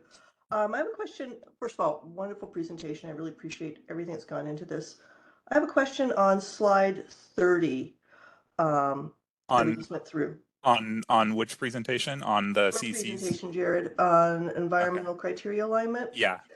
There are two bullets towards the bottom. One says prioritizing only a limited percentage of the lower implication areas. And it's followed by a second bullet, which is prioritize mapping to areas of mostly lower implication acreage. Mm-hmm. Those appear to me to be inconsistent. Could you elaborate a little bit on those? Yeah, and I apologize for those bullets. If we go to the next slide, Sam, this is sort of, so those two bullet points are getting to these two analysis points. So that first one of limited percentage of the low implications land. So that's referring to this top level where, you know, we want for level one, the mapped amount to utilize less than 20% of the lower implication land. That last bullet point you're referring to refers to the bottom analysis where we want to prioritize mapping to substations that generally have low implication land around them. So I think an example of this is you could, particularly if it's like a small amount of if it's been like depending on the acreage numbers, you could have a substation that has 95% of the area around it at a high implication value, but the amount mapped could be less than 20% of the acreage value. So it's a stacking of these two criteria that we're looking at, if that made sense. Okay, thank you for the help with that. Right. I think that might be it. I'm going to look through the written Q&A. Up, I see Shannon has popped in. Let me unmute. All right, you should be unmuted, Shannon. Everybody, hey, thanks for this. I just want to echo great presentations. As we're sitting with this and really digesting all of this information, can you talk a little bit about how once you rank all the different substations, how will you decide how to map megawatts to certain substations that might have higher environmental risk factor versus triggering the build of a new substation? Because because we are going to be Mhm. maxing out our existing infrastructure fairly soon, I'm interested in how that determination gets made, if you can comment on that. Yeah, and I think the answer is we don't have, I guess, a specific, numerical values to assess that, because what we've seen in the past and expect to see just on a bigger scale is it being really situation specific. And I think a few examples we've had in the past are that we've even experienced in this most recent one, show sort of how specific, in that it really comes down to, what are the impacts that are occurring, what are the explicit environmental implications or land use implications that we're running up against versus what are the costs and opportunities and potential of the transmission upgrades. And we've de definitely had this in before, particularly in, I think one area where we spent a lot of time on in the last TPP was in the Kramer area, trying to balance mapping more to that area, but running into the higher land use and environmental implications versus trying to map those resources otherwheres, which also need a transmission upgrade. So basically sort of trying to assess how to fully utilize transmission upgrades that we ended up deciding to limit the amount, given the environmental impacts in the area. So I know it's not a satisfying answer, that it depends is I think summary answer, but it really does, because there are just so many factors that could go into the situation. And given that it's going to be such a large portfolio looking out into the future, I agree. Like, I think we're going to have this a lot more, and we're going to have to sort of see as it comes, sort of to the extent which we are making these decisions. So I'm sorry I don't have a clear cut answer for you, No, that's Shannon, but that's my response. thanks for that. And I know this is not easy stuff, and it might be. I mean, we're hoping obviously for, and this has been fantastic transparency. We're hoping for more transparency just in the process as you all go through this. We would just ask for a nice, good iterative process with all of us as stakeholders.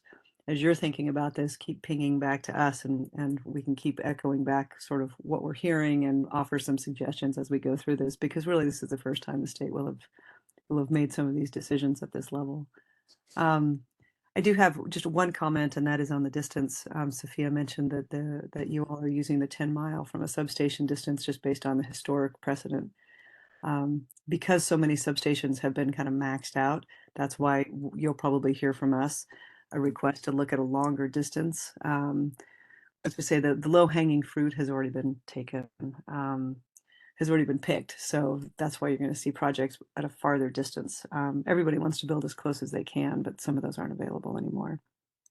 I'll Go just ahead. note quickly on that I believe Sophia was just using that 10 miles sort of as an example. We are considering, and we'll get to this in the second half, we are considering as sort of an array of distances for solar. We're looking at anywhere from 5. We're doing analysis at 5 miles out to 20 miles for solar. And then Gotcha. for wind and geothermal, we're doing further out, at least up to 30 miles for wind. And so we have that in the interconnection criteria, where we are prioritizing the shorter interconnection, but are okay with the longer interconnections, particularly if it's a larger megawatt of resources being mapped. So we are factoring that in. That's great. Thanks for that. And are we you're gonna be probably talking about the commercial interest and how everything gets weighted in the next part of this conversation? Yeah. Okay. So I Okay. think we can hold off if you have questions on that. Hold off till the end. Super. And just thanks again, everyone. This is just really tremendous work, and appreciate all the effort that's gone into this and the thought. Thanks, Shannon. All right, I think we should move on now to the second half of the presentation on the rest of the criteria. So Sam, if you could jump, yeah. So the next set of criteria is the community impacts and in the societal environmental impacts category, and this is centered on the sorry, next slide, Sam. This is centered on the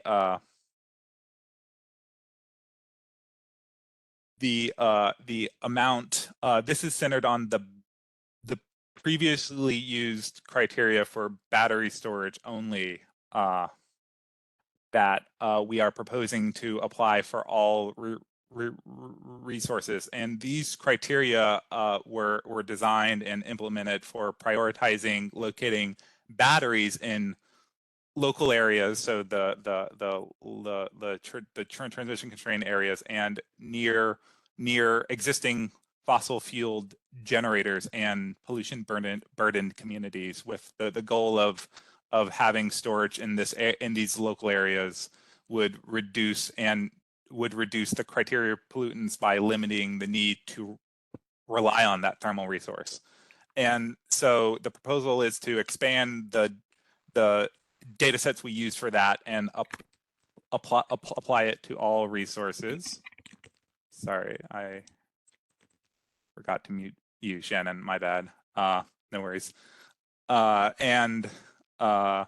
we're gonna proposing to apply them to all resources mapping, and those specific data sets we used and are proposing to use are the Cal Enviro screens identified disadvantaged communities, the EPA's Green Book non-attainment zones for ozone and particulate matter of 2.5 microns, the proximity to existing fossil fuel generators, particularly those that are identified to be studied as retirement through the thermal retirement assumptions. And then also the locating the resources in LCR areas is incorporated into the transmission analysis criteria now. So that's in a separate criteria category. And then we're adding one new addition that wasn't used for the battery mapping in previous scenarios, and that's assessing if the mapped resources would likely be in an Inflation Reduction Act energy community. Because this is a new proposal of sort of applying it for all resources, we are working with CEC staff to assess sort of how best to tailor or even expand this criteria and this type of analysis for all resources. And we are particularly seeking stakeholder feedback on what the role and scope of such criteria should be, or even if we should be applying these criteria for all resources. Next slide. And this is just quickly noting the specific criteria alignment levels here. So this is the key example of where we aren't saying there's any non-compliance with these criteria. This is just prioritizing the locations of the resources into these areas. Next slide, please.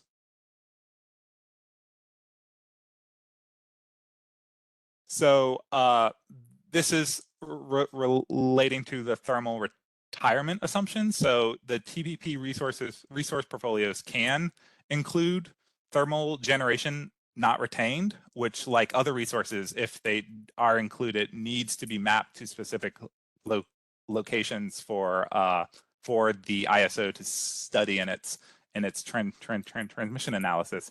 I'll note that we haven't had a portfolio recently that had thermal generation not retained. They've all retained the thermal generation, at least through the modeling years we've mapped. But we still have this assumption, particularly as we're looking in this year with looking out to 2039 and other policy requirements. And so we're looking at when we're considering the priority of what thermal resources to study for transmission planning purposes, not to retain an array of criteria: the age of the thermal unit, the pollutant and non-attainment zones it's in, the proximity it is to disadvantaged and historically burdened and currently burdened pollution by pollution communities, their locations within the local areas, and additional policy guidance on the priorities for type of thermal units not retain. These retirement assumptions are still under development, so specific rankings and criteria thresholds aren't included in the methodology yet, because the key thing is we're still working on the ongoing policy guidance and the modeling inputs of how to model gas reductions and retirement. So this is an ongoing work that we're still trying to finalize how we're prioritizing and ranking retirement assumptions. Next slide, please.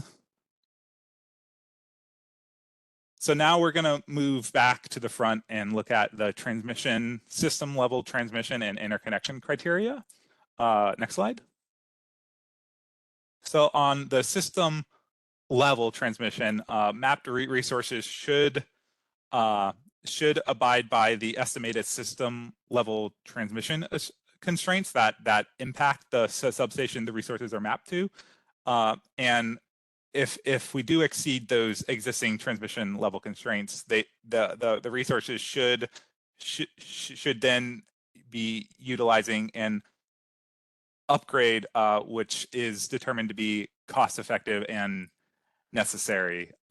We're also looking at how mapping resource to limit renewable resource congestion in high renewable areas. So part of that is looking at prioritizing co-locating compatible resources together.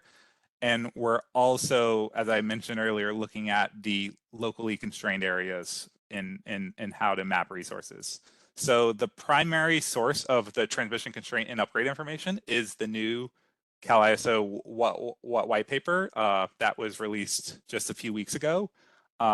And the ISO had a stakeholder call on July the 5th. It included an array of updates to the constraints and upgrades based on the Cluster 14 Phase 1 studies. And a key note just on the timing of that is that the upgrades approved in recent TPPs are not included in the existing capacity. So that is something we are working with in sort of the step 3 of the mapping process, to work with the ISO to identify how to incorporate the megawatt expansions to the constraints of those approved upgrades. Next slide, please.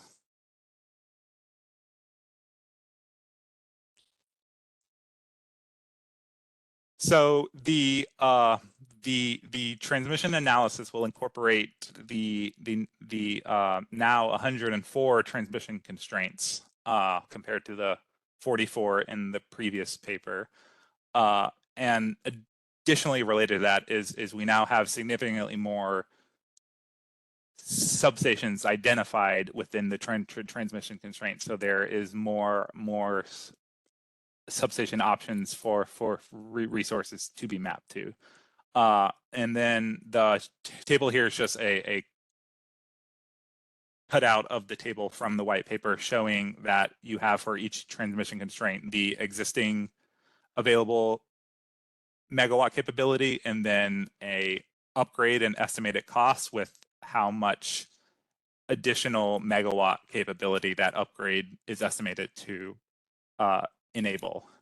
I'll note here for the out-of-state resources that staff sort of seeks, particularly the ones that are out of the ISO out of state. So this is looking at, like the Wyoming or Wyoming wind if it's not directly connecting, but particularly like New Mexico wind as well, is identifying both where it's being mapped out of state, out of CAISO, but also the intertie point with the ISO system. And part of this is something we started doing in the recent TPPs, is identifying whether these out of ISO resources will be utilizing existing MIC or require MIC expansion. So that gets into the impact that the out of state resources have on in ISO transmission needs, where if it's requiring MIC expansion, then it is also utilizing the available transmission needs within the constraints listed here. Next slide, please.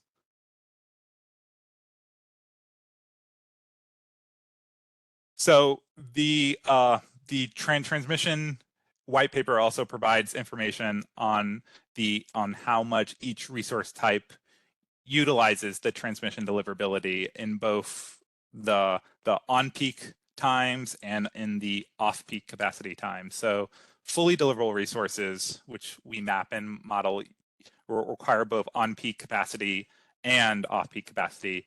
The energy-only resources we model and map as requiring off-peak capacity.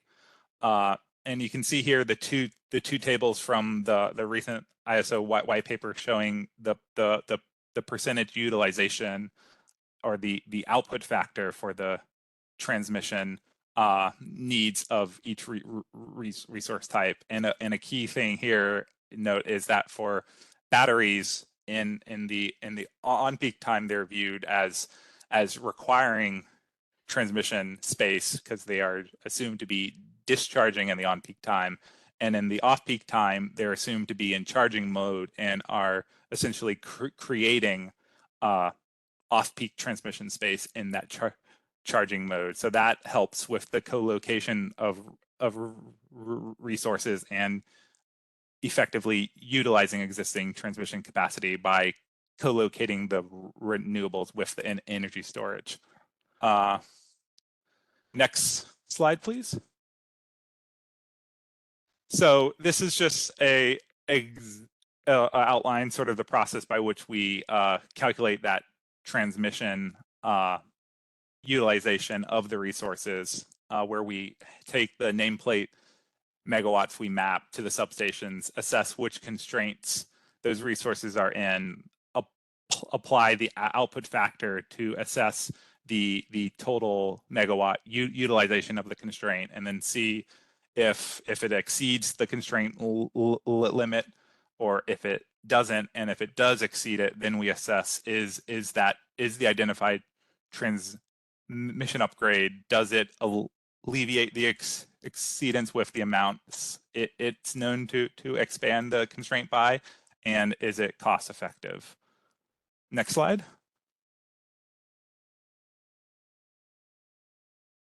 So for the transmission, sort of the thresholds, for the transmission system capacity thresholds, it's centered on if it is not exceeding or is not exceeding with the identified upgrades. That's the prioritized area. And then we have the non-compliant levels of increasing levels of exceedance. And then for LCR areas, there's a priority for mapping generation into LCR areas with where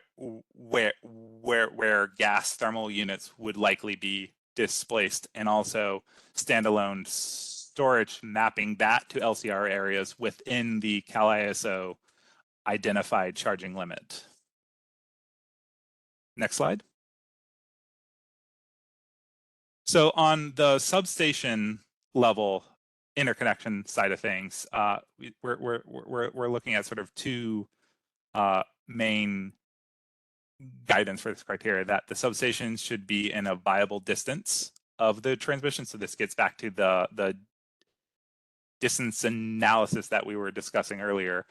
And also that the resources should be able to interconnect to that transmission or substation in a cost-effective manner. So staff are seeking to implement an expansion of this interconnection criteria. And as part of that, for key substations, staff are planning to work with PTOs, the participating transmission owners in the ISO, to obtain information on the ease and cost of interconnections to certain substations. So this includes seeing sort of the number of open positions or existing buses that could connect. Is the substation able to expand? There are some substations that are at their fault duty limit or short circuit duty limit, or there just isn't physical space around the substation to expand. And so we want to know that when we're mapping. And then also, if the PPDOs have information for certain substations, we want to be able to implement sort of what kind of upgrades would be needed at that substation to expand its interconnection ability. So is it just a simple, does the substation have in-fence line space for bus expansions, or would the substation need to do out of fence line expansion or a complete overhaul to go beyond its existing capacity of interconnection? We are also on the distance side of things and on the upgrade side of things for the sort of the interconnection upgrades, planning to utilize the per unit cost guides to compare the rough cost of the interconnections and with alternatives, particularly because we're looking out to 2039 of essentially, so we have information on what kind of upgrades would likely be needed. Is perhaps an alternative new substation more cost effective? Or also, if we're looking out, particularly on the 2039 case, looking at resource potential areas that are very well aligned with our high priorities for our land impacts and environmental impacts.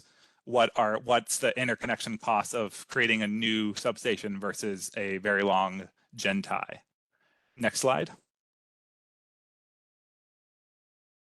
So we've broken sort of this analysis down into sort of 3 parts of the criteria, and the first one is that distance to the point of an interconnection. The second one is based on the information we can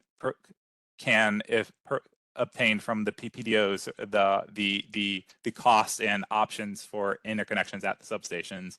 And then the interconnection voltage is something we've used before, of prioritizing right sizing the interconnection megawatt amounts with the substation voltage. So this is centered around the idea that, you know, mapping a small amount of megawatts, like to a 500 kV substation, is likely to be cost prohibited based on the higher interconnection cost of connecting to 500 kV. And then likewise, mapping a large amounts to a lower voltage substation I would say but also I say would also likely require major upgrades to that substation and even to that, you know, lower voltage transmission system, which may not be cost effective. And I would say that this interconnection voltage criteria is designed to serve as a secondary analysis to the interconnection feasibility data, which is what we are trying to obtain from the PTO. So I would say that information here is one of the examples where that information would take precedence over this more high level systematic criteria in the interconnection voltage. Next slide. So this is just showing the proposed criteria thresholds for each level of alignment.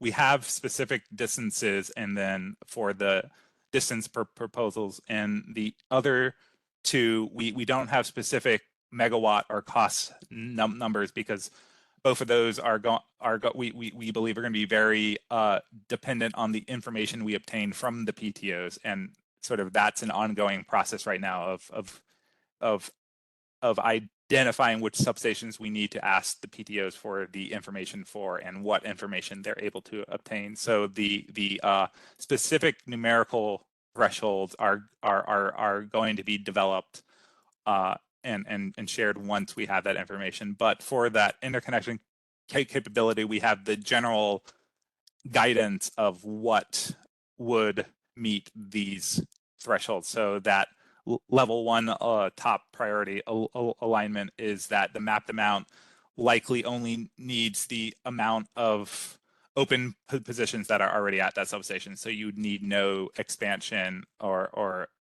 kind of things. And then goes to get increasingly more complex requirements and more costly interconnection requirements. Next slide. So the commercial development interest, these are the last two criteria, the commercial development interest and the previous baseline. So I'll note that these are mostly unchanged. There's been a few tweaks to the commercial development interest, but overall the process is similar to what we implemented in the past TPP portfolio mapping. For commercial development, mapping should, to the extent possible, align with the planned procurement by LSEs, and also the studied level of resources in the ISO interconnection queue and other relevant interconnection queues. And this sort of, as we're saying, we're sticking with what's been in place before, is because in recent TPPs we've done a significant overhaul of the commercial development interest. And so some of those sort of just what we're still implementing is we're still doing a Busbar level analysis of the commercial development interest. So in addition to just the regional level, so for like the Tehachapi area, for example, we're looking at both, what's the general level of commercial interest for the Tehachapi area, but we're also doing individual Busbar, how much resource is in the queue, is in LSE plans at Whirlwind or WindHub. New to the process in the last TPP, and we're continuing with it, is we're including the specific TPD transmission plan deliverability allocations of the commercial interest into the analysis. And like the last few cycles, we are prioritizing this higher confidence commercial interest. We'll go into that in detail on the next slide. And just sort of lastly noting, we predominantly rely on the ISO interconnection queue, but we do use several other queues for looking at commercial development interests. Next slide. So on the commercial development interests, so the breakdown into higher confidence commercial interests and lower confidence commercial interests. On the higher confidence commercial interest, we have in listed here sort of the highest confidence in what we actually seek to always align our mapping with is resources that have been contracted by LSEs, or PTOs have identified the resources are already under construction. Then we have resources with executed interconnection agreements, and resources that the ISO, or resources within the ISO queue that have TPD allocations. And then the lowest level of commercial interest or of higher confidence commercial interest is resources that may not have an executed interconnection agreement yet or TPD yet, but have still completed phase 2 of the ISO interconnection process. And then the lower confidence commercial interests are the other resources that have been identified. So they're resources that have only just entered the queue and are still in the initial study phases. So for ISO, that'd be phase 1, or also in this, as we do from engaging with stakeholders and other parties, we know there are other potential projects that are in development or in planning out there that have yet to enter the interconnection queue. So those are included in this lower confidence category as well. Next slide. So the criteria alignment for commercial interests, we look at sort of it in both directions. We look to see if the mapping exceeds the amount of commercial interest and the amount of higher confidence commercial interest. And we also look to see if the amount of commercial interest is significantly higher than the amount mapped. So we're looking in both directions, and what that and particularly in that higher in that higher than mapped amount tells us like this, we're seeing a lot is being proposed here. We should look and assess more with our other criteria to see if the other criteria align with that or not, and if it does, then we can consider mapping more there as well to try to better align that. And within the criteria, so on the level 1, level 2 alignment, we are definitely prioritizing aligning with that higher confidence commercial interest. And as I mentioned, we seek to definitely align with the newly contracted or newly under construction resources first, and then the sort of ranking of within that higher confidence are the highest priorities after that are both the resources with executed IAs and with transmission plan deliverability allocation. And then sort of the lower half of that is the remaining higher confidence commercial interest, that phase 2 in the ISO queue. And then the lower confidence commercial interest, we don't have as high of a non-compliance if we're not aligned with that. And that's reflecting this lower confidence as more of a guidance role of assessing potential locations to map. And that's reflected in this bottom here where if we are aligned with the higher confidence commercial interest, we are in level 1, level 2, and if we're out of line with that, we're in the higher levels of non-compliance. But we still are also keeping track of that total amount of commercial interest with that lower confidence. And if we're significantly in misalignment with that, we also want to do additional analysis to see why that might be the case. Why do we have so little mapped here when the development interest has so much? So this helps us have a quick flag to assess that. Next slide. And then the last criteria is unchanged from past CPPs, and it's that the mapping should be relatively consistent with the prior years. The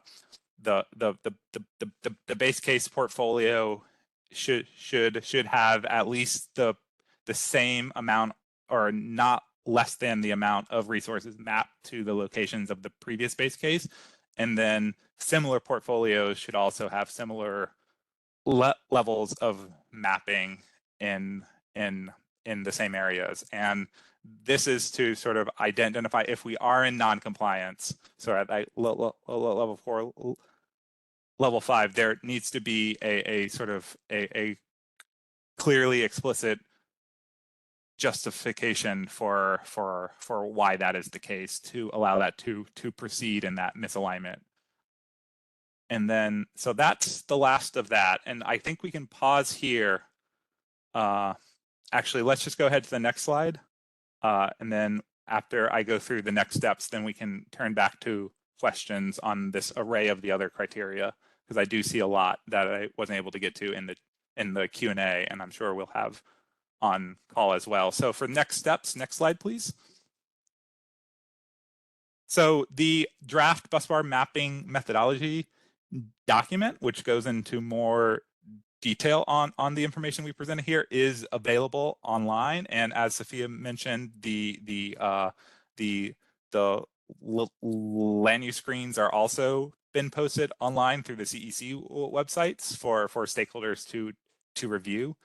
And we are inviting an addition to the feedback on and questions we receive during this presentation, we are inviting stakeholders to submit informal written feedbacks on the draft updates with comments and recommendations, particularly recommendations on areas where stakeholders feel we could improve or better reflect mapping realities.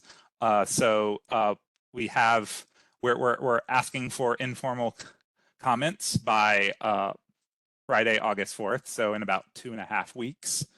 And here's the email address that we're asking stakeholders to submit through. And we also encourage, because they are informal and aren't part of any proceeding, but also just to be able to share your comments with the broader IRP service list. If you could also include sending your comments out to the IRP service list. And note, we're hoping to have some time here as we gear up into the mapping process to review comments and incorporate recommendations into the methodology. And we can turn to questions. And we can do on verbal, and I know we also have an array of questions that have been asked online. So I can ask, Femi or another panelist, do you see any specific written questions in the Q&A that you think should be discussed? Please let me know.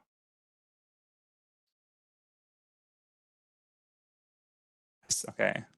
While we're getting that, I do see Brian has a hand up, so I will let me unmute you here. All right, Brian, you should be unmuted.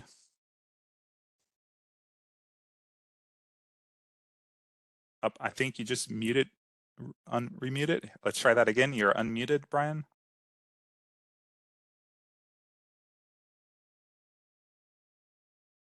We cannot hear you though.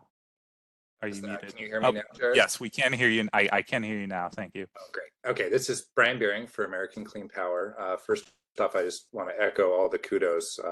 This process is clearer than it was in the past, and we really appreciate all your efforts to make it more transparent.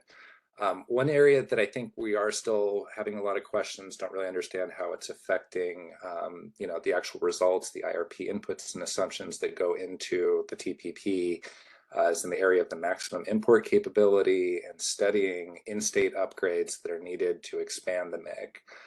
That was an area that we had requested, kind of a standalone section in the Busbar mapping methodology, the written document. So if there's a way to kind of update that and maybe include a section on MIC and how, that's studied, that would be really helpful. I also wanted to pick up on Shannon Eddy's earlier comment, about the focus on existing substations, existing transmission owner owned facilities. And I think we totally agree it is important to be studying additional facilities, new facilities that may not already be existing points on the system. And this is especially important for areas where we think there might be the potential for independent or third-party transmission development, in particular like areas like offshore wind, where there may need to be investments in new major facilities by third parties that are other than the IOUs. So I think, understanding that and making sure that we are planning for all those additional facilities in addition to what's already on the existing system will be important for some of those developing resource areas. But again, appreciate all the hard work on this. Thank you, Jared. Thanks, Brian.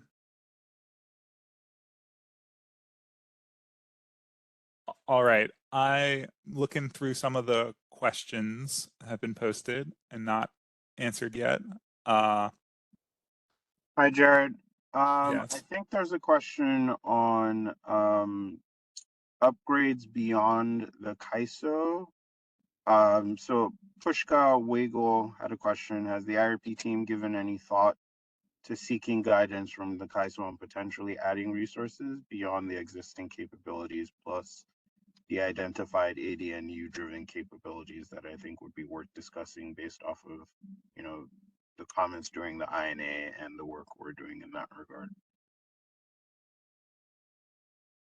Yeah, I can answer that, and I'll say that we the ISO staff have provided a new white paper, which has significantly more upgrades, both sort of not in just the number of constraints, but there are definitely several constraints where we previously only had smaller upgrades identified or no upgrades identified, which we do now have upgrade information for in the white paper. So I think we have a much larger potential to draw from with the new white paper.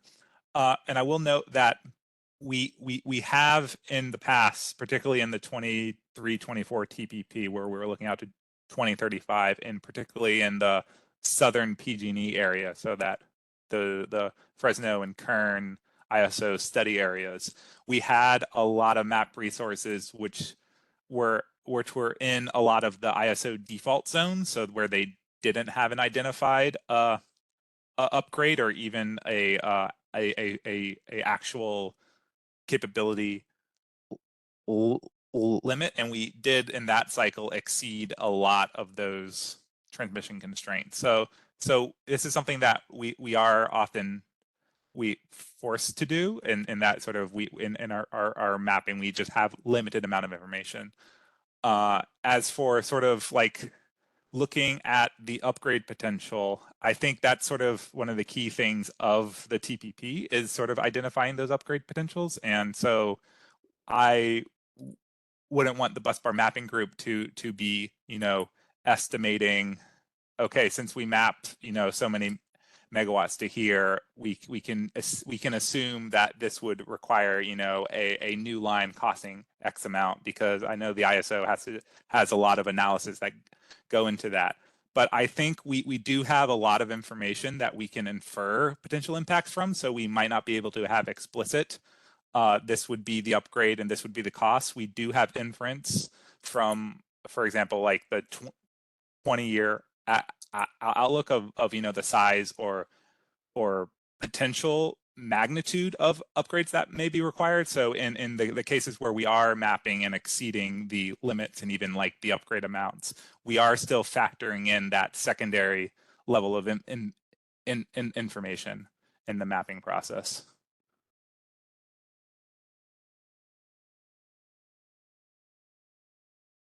All right, I see Hillary, sorry, let me unmute you. All right, you should be unmuted, Hillary.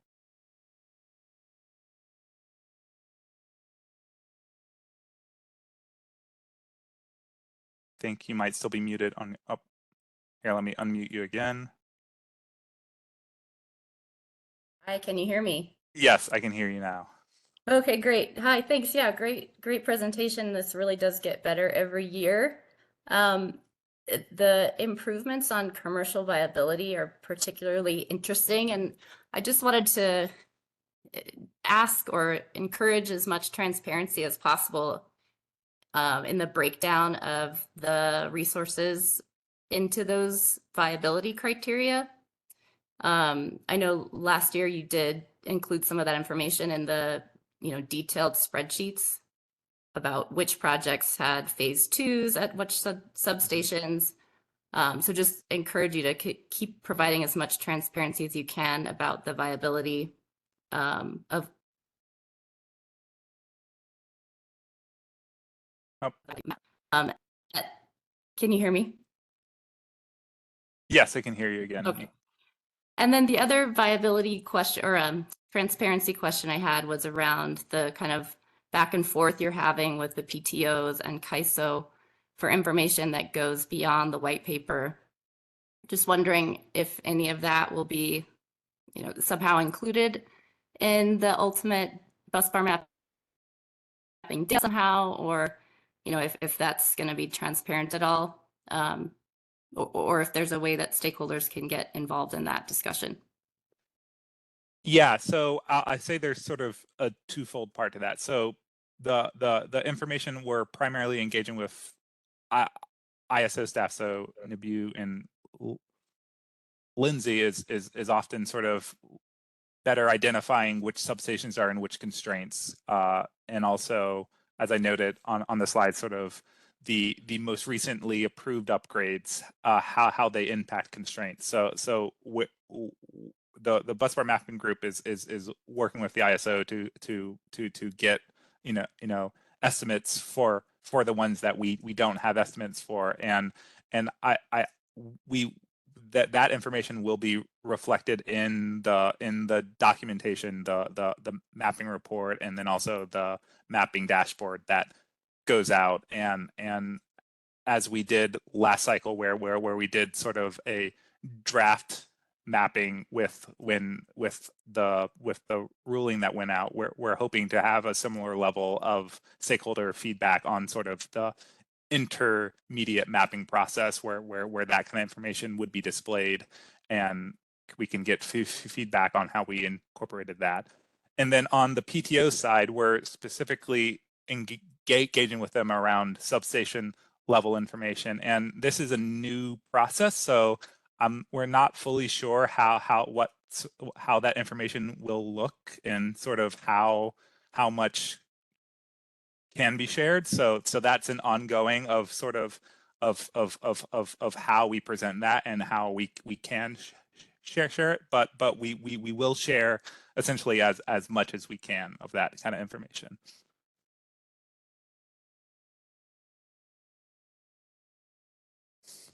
All right, I'm gonna work on, I know I see a few of these questions in the Q&A that I will seek to address. I'll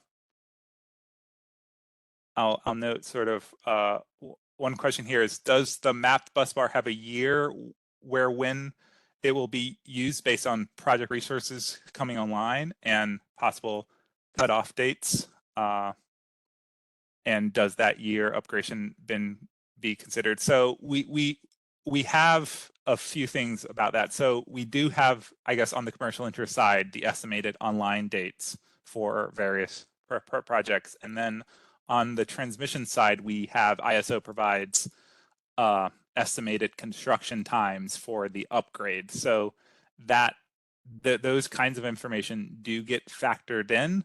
I will note, though, that for mapping, we typically focus only on the ISO study year. So in this case, like I think for the upcoming TPP, staff are planning to map the 10-year out resources, so in 2034 model year, and then also looking at mapping, staff are looking at mapping the 15-year out 2039. So we will be incorporating the expected construction, particularly on the transmission side of things, the expected construction time of the transmission upgrades into that mapping process, and essentially we wouldn't map to an area requiring a transmission upgrade in that 10-year scenario that requires an upgrade of more than 10 years if it is possible. That is something we would definitely try to avoid. I see one about the high confidence commercial interests. So the in development resources category is either we have information from LSEs that the megawatt amount and type is contracted, or if the PTOs identify it as under construction. So it's an either or of those two points. It doesn't have to be both. It's where essentially the in development is that highest confidence that we are mapping to, and both of those kinds of resources fall into that category. I have a quick question I see about the pollutant and non-attainment lists. So those are actually, so what I'm referring to by those are the same non-attainment zones that I had mentioned earlier in the criteria analysis from the EPA data set on is it in an ozone non-attainment zone? Is it in a PM 2.5 non-attainment zone? And I think for the thermal plants, we would probably look at additional ones as well if there are still any of those non-attainment zones within the state of California.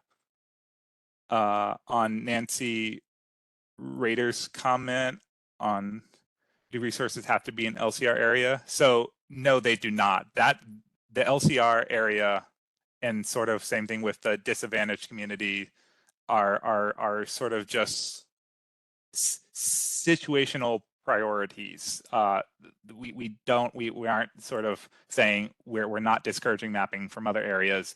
Those are, like I said, those were centered around reducing the need for thermal fossil fuel resources. So trying to use some system level data, and that is what those data sets are centered around. So that sort of gets back to the expanding to 5 levels of criteria where even being in level 2 or level 3 is aligning with the criteria. We're not having misalignment with the criteria at those levels.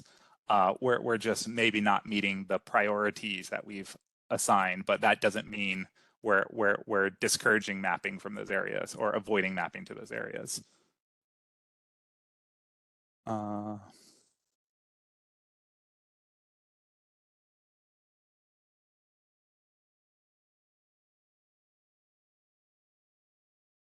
I see, Pushkar, you have a question about the lumpiness or the size of some of the upgrades identified.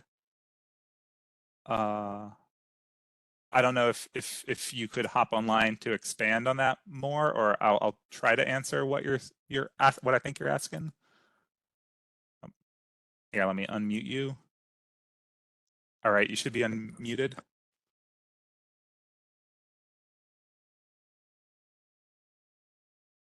I think you might be muted on your side still.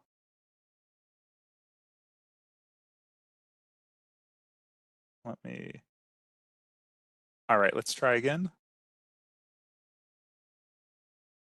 This is Pushkar Waghale from Twin Resource Consultants. Can you hear me? Yes, I can hear you. Thanks, Jared and Sophia, for the fantastic presentation. No doubt about it. Yeah, my question was about, and I posed similar question as to CAISO in terms of, their latest update. We've seen that there are, bunch of situation, and partly because of the fact that they have studied a whole bunch of projects in the cluster 14 phase 1. So probably it's a result of that they're looking at very large scale upgrades that would be triggered, and it can accommodate also quite a bit of resources in terms of those ADNUs. The question becomes, how do you, you may not want to add the whole, 9,000 megawatts, right? That affects that specific constraint. And I give you a specific example of the Wacker Dixon Tesla constraint. You may want to add 3,000 megawatts there. But there is nothing linear there. Either you build a project or you don't build a project. It's a 0-1 kind of a thing. So when you add some partial upgrades, and one way is for the CAISO to provide you some intermediate level of upgrades, but it just doesn't work that way in reality. Or if you do a sort of a pro rata partial upgrades, then that's problematic because that would never be done. So that I wanted to seek some clarity or potential improvement in that area. Yeah, thanks for that explanation, Pushkar. And yeah, you're right. And I'll say we don't, in our Busbar mapping analysis, we don't do the pro rate, $1 per megawatt expansion. We do treat it as an all or nothing. And this gets sort of to the sort of the cost effectiveness analysis, where we're not doing advanced production cost modeling, trying to assess the economic benefits. It's more of a holistic cost effective analysis, where if we have these big upgrades, we want to make sure where we are utilizing them for either key policy, long lead time, high confidence resources, or we're using them cost effectively in that we are mapping a lot of resources to them. And so that's like a case where, if we're only mapping, if we're only exceeding the constraint by like 100 megawatts, we're not going to say that the $2.5 billion upgrade is going to be cost effective for that. I think how we get that intermediate is that is one thing we don't have explicitly. I'll say in the past when we've had this sort of scenario, this is sort of the talking about like in step 5 where we engage with ISO staff and seek feedback, because we often have sort of this example. And even I think it was in the TPP results as well, where we had for a certain area where we had this big multi-billion-dollar constraint, but the preliminary TPP results were showing, you know, for a similar level of resources that we were looking at mapping, that the preliminary results were showing you would actually only need, you know, a few smaller reconductoring upgrades. So so in our like mapping report, we note we're exceeding this upgrade, but we note that this big upgrade's not cost effective, and that, you know, from our engagement with ISO staff, that what would be cost effective are these identified upgrades that are these preliminarily identified upgrades. So that's part of the fuzziness of, I guess, is not a technical term, but it is definitely, you know, I guess the technical term is uncertainty around the mapping is we don't have perfect information. So we have to, and that's a key part of the iteration and why this is ISO, CEC, and CPU staff doing this work, is so we can have this constant communication and seeking expertise from each other for it.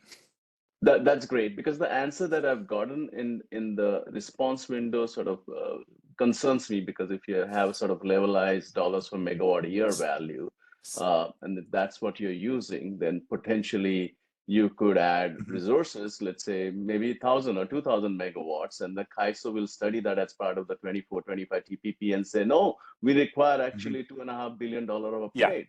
And that, you know, that's the only portfolio they're studying as part of the transmission planning process. So they have to go to their board and approve that project as category 1 policy-driven transmission. So that's a concern that I have, that, you know, you're looking at sort of, you know, very minor level of additions in that area, and that's could potentially trigger some major upgrades. And I will note that response is how we treat transmission upgrades in the resolve model, because in the resolve model we have to have a sort of a fixed cost, and sort of that's also sort of why part of the key reasons why we do Busbar mapping is resolve can't model everything perfectly. We have to make assumptions for resolve, and the Busbar mapping part, particularly on that transmission side, is taking that information from resolve and adding an additional layer of analysis to it, that and trying to better accommodate that fuzziness around upgrades that resolve is not able to do. So that sort of per megawatt year cost is what's implemented in resolve for upgrades, but we then take that result and then do the more step function analysis that transmission actually is in Busbar mapping. Understood. Thank you so much for that clarification. I think the step 5 that you described is probably the critical area. Thank you. Have you had something to add? Yeah, to add to your response, even if like the CPUC busbar mapping process results in exceedance of a constraint, it doesn't mean that in our TPP analysis we only consider the ADNU that's identified in our transmission capability estimates. We try to come up with the transmission upgrade alternative that we consider is prudent.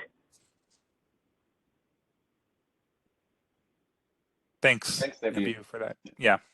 All right. Thanks, Pushkar. Thank you. Jared, a question to you, and this is Nathan from CPUC IRP. Hello, everyone.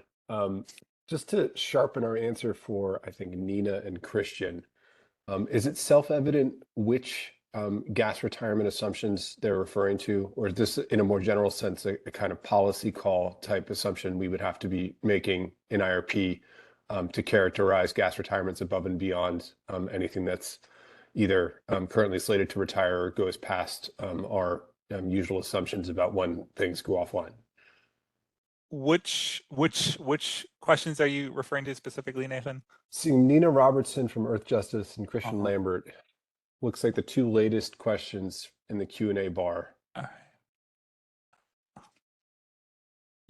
Yeah, okay, I see that. And yeah, so the methodology, the thermal retirement assumption doesn't have sort of this the specific ranking criteria, like, you know, if it's this year, this many years old, it gets retired first. If it's in this this non-attainment zone, it gets retired first. We haven't formulated that yet. The description and on my slides, and then in the document sort of notes that we're still trying to develop this, and here's some of the data sets where we're looking at to develop that. And I think sort of when will that criteria be complete is in we're currently working on it, and we will have it complete in time for the mapping results. And I think what we'll say is we'll have it when we release the updated, the edited version of the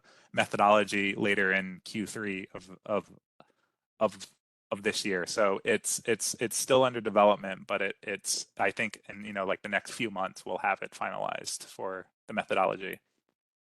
And so to answer, I guess, Christian's follow-up on that, will there be future publication of that information? Yes, but will there future comment solicitation prior to construction of a portfolio for a proposed decision? Likely not, but we'll keep it in mind. And then I do see Tom here. Let me unmute you, Tom, online, or unmute. Okay, you are unmuted on our end, Tom.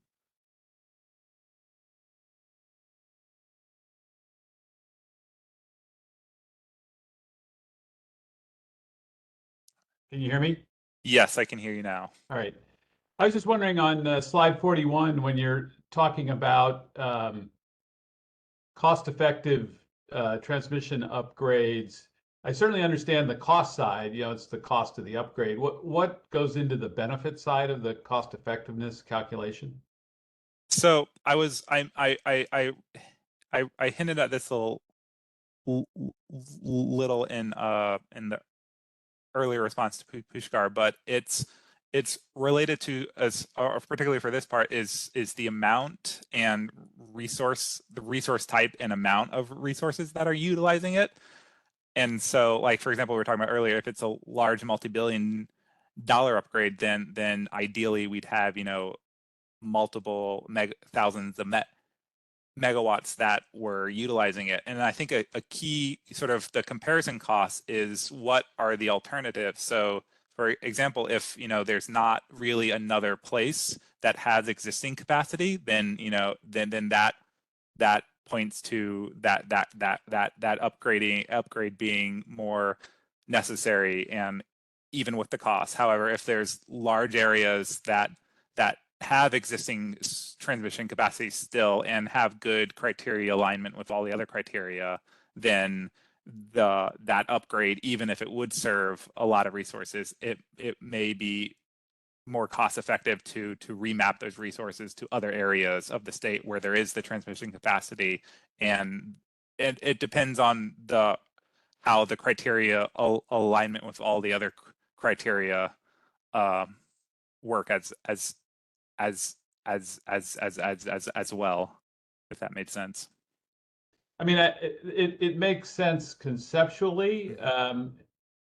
Is there an actual calculation, or are you using cost effective in sort of qualitative terms when you are comparing, doing the comparisons that you just discussed? Yeah, it's definitely a more holistic qualitative analysis, and not like a economic benefit modeling of the upgrade that, say, the ISO would conduct in its TPP. It's on the more qualitative side.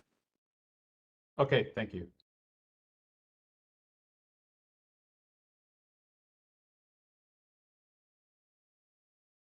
Right. I think, all right, I see Ian, and I think this will be the last question because we are right under time. Ian, you are unmuted on my end. Hear me? Yes, I can hear you. Great. Ian Kearney with Golden State Clean Energy. I just want a quick clarifying question on something you said earlier. There's a question about asking CAISO for their thoughts on going beyond transmission upgrades. You had pointed to the white paper as being more robust than the previous transmission capabilities white paper. But then you made a reference to the 20-year outlook as a document you can infer from to kind of go beyond that list. And I know it's kind of a secondary factor. I was just curious if you could elaborate a bit more on the use of the 20-year outlook. So it's right. It's a high level outlook. So we're not, and ISO isn't saying, you know, these are the next set of upgrades beyond the white paper. That's not what the outlook is for. But we can get a general sense of, you know, certain areas needing larger upgrades than other areas from the 20-year outlook. And so it's along the lines of a guidance document that sort of points at more big picture cost and not necessarily like, oh, here is the next upgrade in the line of upgrade. So once we have the white paper upgrade and we expend that, then we go to the 20-year outlook upgrade. That's not what we do. That's not what the outlook is designed around, but it can help sort of inform, like, do we expect to need a major upgrade in this area, or you know, is it more likely that a series of smaller upgrades would be more probable? So it's once again more of a qualitative source of information, more than a specific upgrade information source. Okay, yeah, that makes sense. Practically speaking, so then that might justify one area going beyond existing transmission capabilities if that area you're seeing a major upgrade is called for in the 20-year outlook. Yeah. All right. That answers my question. Thank you. Thanks, Ian. All right, with that, a few quick things I will note. We did have the Q&A. Staff will work on finishing up the responses to that, and we'll be posting that along with the recording once it's done compiling. After this call, both will be posted to the IRP assumptions for the 2024-2025 TPP webpage. And then again, the details we are asking and would really appreciate informal written feedback on the various proposed criteria and alignment thresholds. Nathan, I don't know if you have any last words, or otherwise, thank you all so much for attending this workshop and look forward to your feedback. Thanks, everyone.